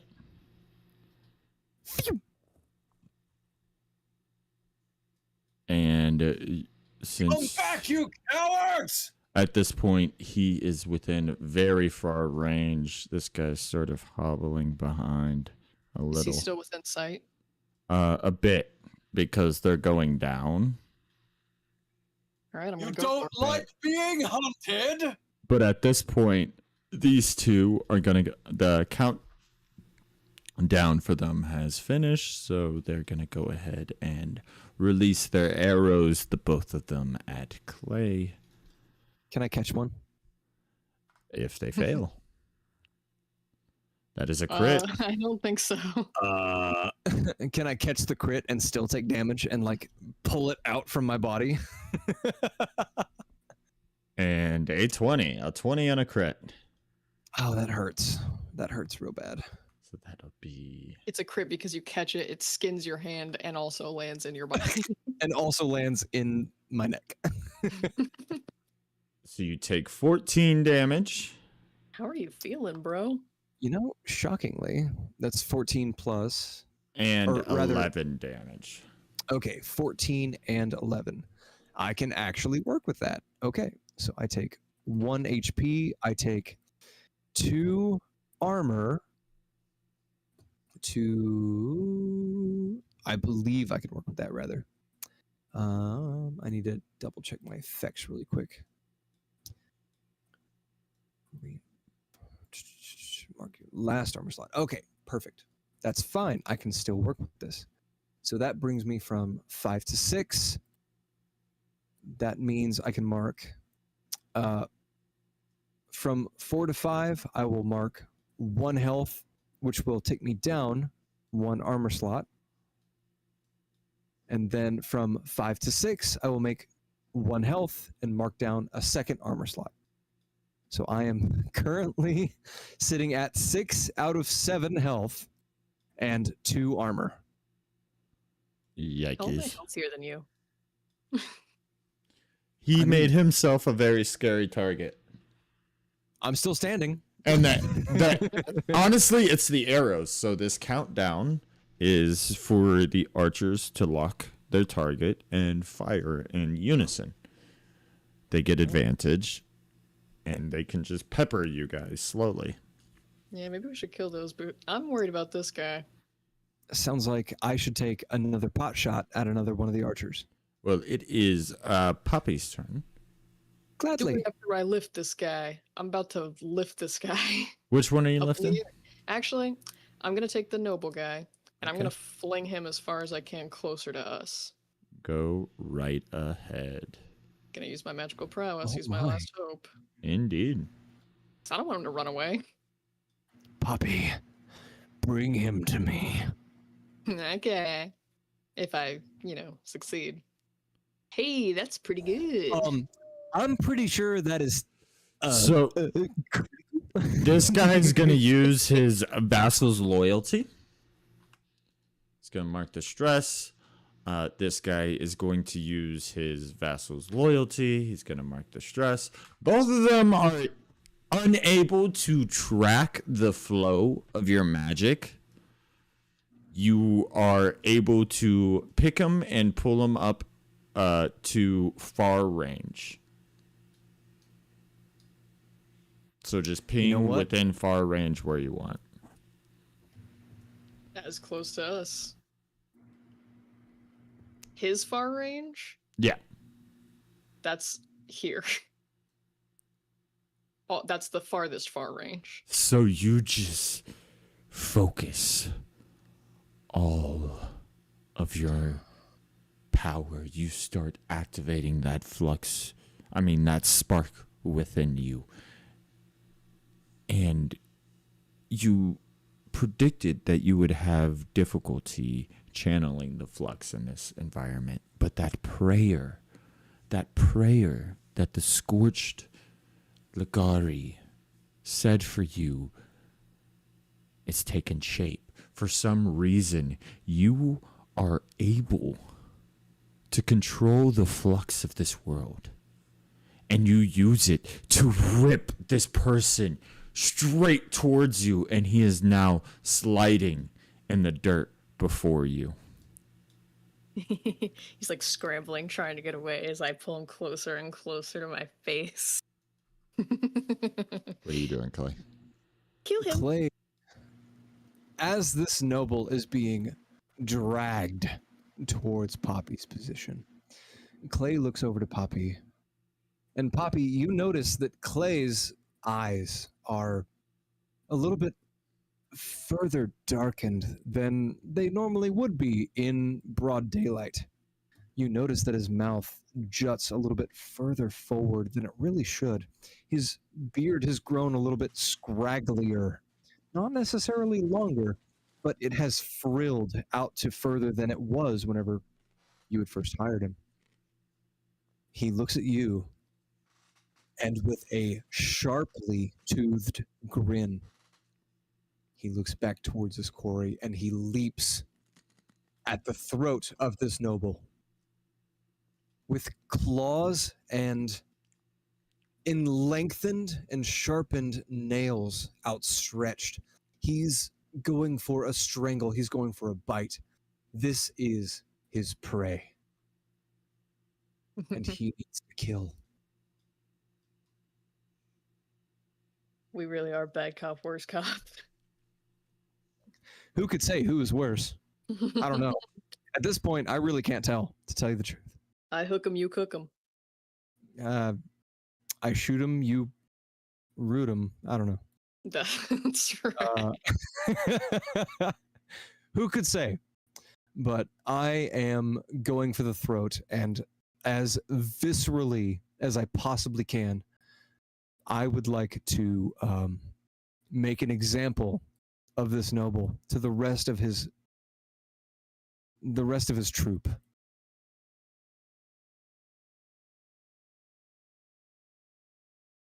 However I may.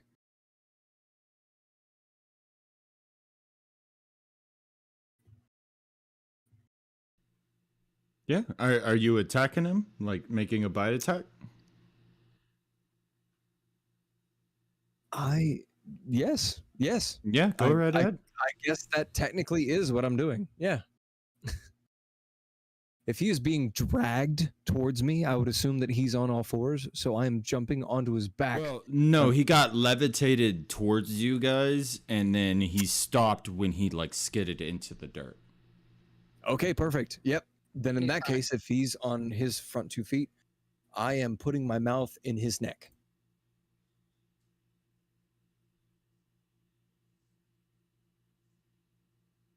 I'm pretty sure that's a fucking critical. All This right. guy's not So leaving. he, Correct me if I'm wrong, but so he is covered in dust as hits this dirty, dusty floor, and as he lifts up to meet your gaze, go ahead and roll damage real quick. However, how much of that description of the action did you actually hear? I mean, I can say it again. That's fine. go right ahead, because I mean the stream heard it, but go ahead and roll damage. I will gladly roll damage. Did we decided that was 2d4 plus strength? Yes. Okay, perfect. Huh. That is a 6. Alrighty, so as you bite and rip out the throat of this advisor, this noble, this individual, you see as the weapons of all of these guys don't completely drop out of their hands, but you see as they sort of sink down, as a look of just utter disbelief washes over their faces.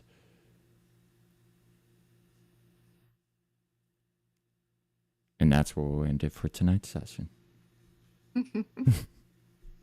Wow. I thought you wanted prey.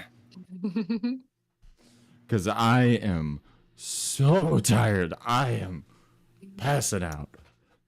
You have managed to get me very hyped. Oh yeah, I Don't could forget tell. yourself. Like once we got to the end of that fight there, I was just zoned out so hard. Oh my word. Finishing on the noble with a critical bite to the neck. Holy shit. The double critical. Remember to give yourself a hope and take off a stress because of the crit. Oh yeah, for sure. But Joey, I really encourage you to listen back to what I just described, because the the I dice. typically always listen through it. No, dog. The dice have spoken. Dude, you guys have been rolling. So last session, no, it wasn't last session, but the session before, y'all rolled like shit. Terrible. Horrifically. Yeah. This session, for some reason, I think you rolled under 15, maybe 3 or 4 times. And I made you re-roll that once. Yeah. Yeah. And technically, that once was also like 4. So. I mean, we Oh my min-max. gosh. We get out Goodness on our gracious, dude.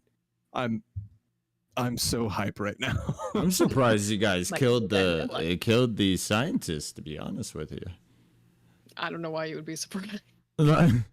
Because I had a head guard, and if you read that, if you take a little gander at the head guard's abilities, Can't. he has. I'll add them to the chat for you. Oh. Rally Yeah, guards I like the on my archery thing. The on my signal's cool. The on my signal was super cool. It really added a little bit of pressure in this mostly melee interaction. And then you had the vassals' loyalty, that they were supposed to just be tanks for the scientists.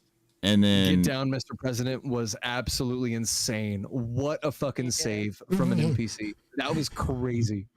And then I the just have to weapon heal. master, he essentially was just some hired mercenary. He was very good, but he was kind of meant to either run or die first. Yeah. Well, I'm glad he died as an example. Pretty much. Then Meanwhile, the Bolt conscripts shut were kind of just honestly, if you killed if you attacked one conscript like when they were all together and you did enough damage, you wouldn't need hold them off. You would have killed them all. That's just the way minions work. That's how conscripts work. So I was using them to just make you scared. See, they have this. But Oh. in turn, I hope I made them scared. Yeah, they were good fodder. Oh, We- the fun one not- was the blockers. Ah. Restrain and push back. Restrain and push back. If you got past them, they'd try to restrain you, and then they'd push you back. The shield guys? Yeah, their whole job was to keep you guys in the archer's line of sight. Ah, yeah. Which happened. It absolutely did. I'm gonna be completely honest with you, dog. The archers really fucked me up. Yeah. It's because it isn't a stacked damage roll. That's why I set it up like this, where, like, you guys, the first time the countdown goes down, it's like, okay, countdown, ha ha ha. Then the countdown happens. Oh, fuck, that was intense. Then maybe the second time the countdown happens. Okay, we really need to worry about this. We need to figure out what's making this countdown go down. And we never did. Unfortunately, you killed one of my archers off the jump, so a third of their efficacy was already neutered. I'm Yeah. pretty sure after the first time, whenever you said, and then the countdown ends and the archers take a shot, I was like, oh, the countdown means archers take a shot. Yeah. Well, more of what was making the countdown go up. Every single attack made the countdown go up. In fact, I probably should have made the countdown fire a couple more times just because I set it up so that Clay's multi-attacks and your multi-attacks would just end up. Oh, would have just stacked Being and thrown like and made them multi-attack. both shoot like twice in a single turn. Yeah, and it did. Pretty much, but I kind of lost track of it with everything going on and getting a little sleepy and all that Which is shit. fair. All things also might have considered, hit my number. I thought this was an awesome session. That's what I meant by like one shot is we don't have to do a lot of the build up to get like you into the main characters. You're interacting with all of the main characters, having story progression and all of that stuff. Also, how's about an ovation for Cole? Fucking, he did so Yeah. good. He is traumatized. He's peeking his head out watching us destroy these people. Yeah, I can't wait to stand as an example of human. Humanity as a whole. Yeah, pretty much. Another big reason why I had it in that because I built an entire. More. I built an entire combat to make it intense, and then Noble survives, and then you guys can either have diplomatic solutions or whatever kind of solutions. Evil. Well, I'm pretty sure diplomatic solutions went out the window as soon as they tried to kill us. Yeah, diplomatic solutions pretty out the window. As soon as they tried to kill us, I I mean, need to point out that we were friendly, and then they tried to kill us. I mean, I'm fairly confident Poppy made the first move. I definitely did, and I could have totally used my privilege to levy something there, but I didn't.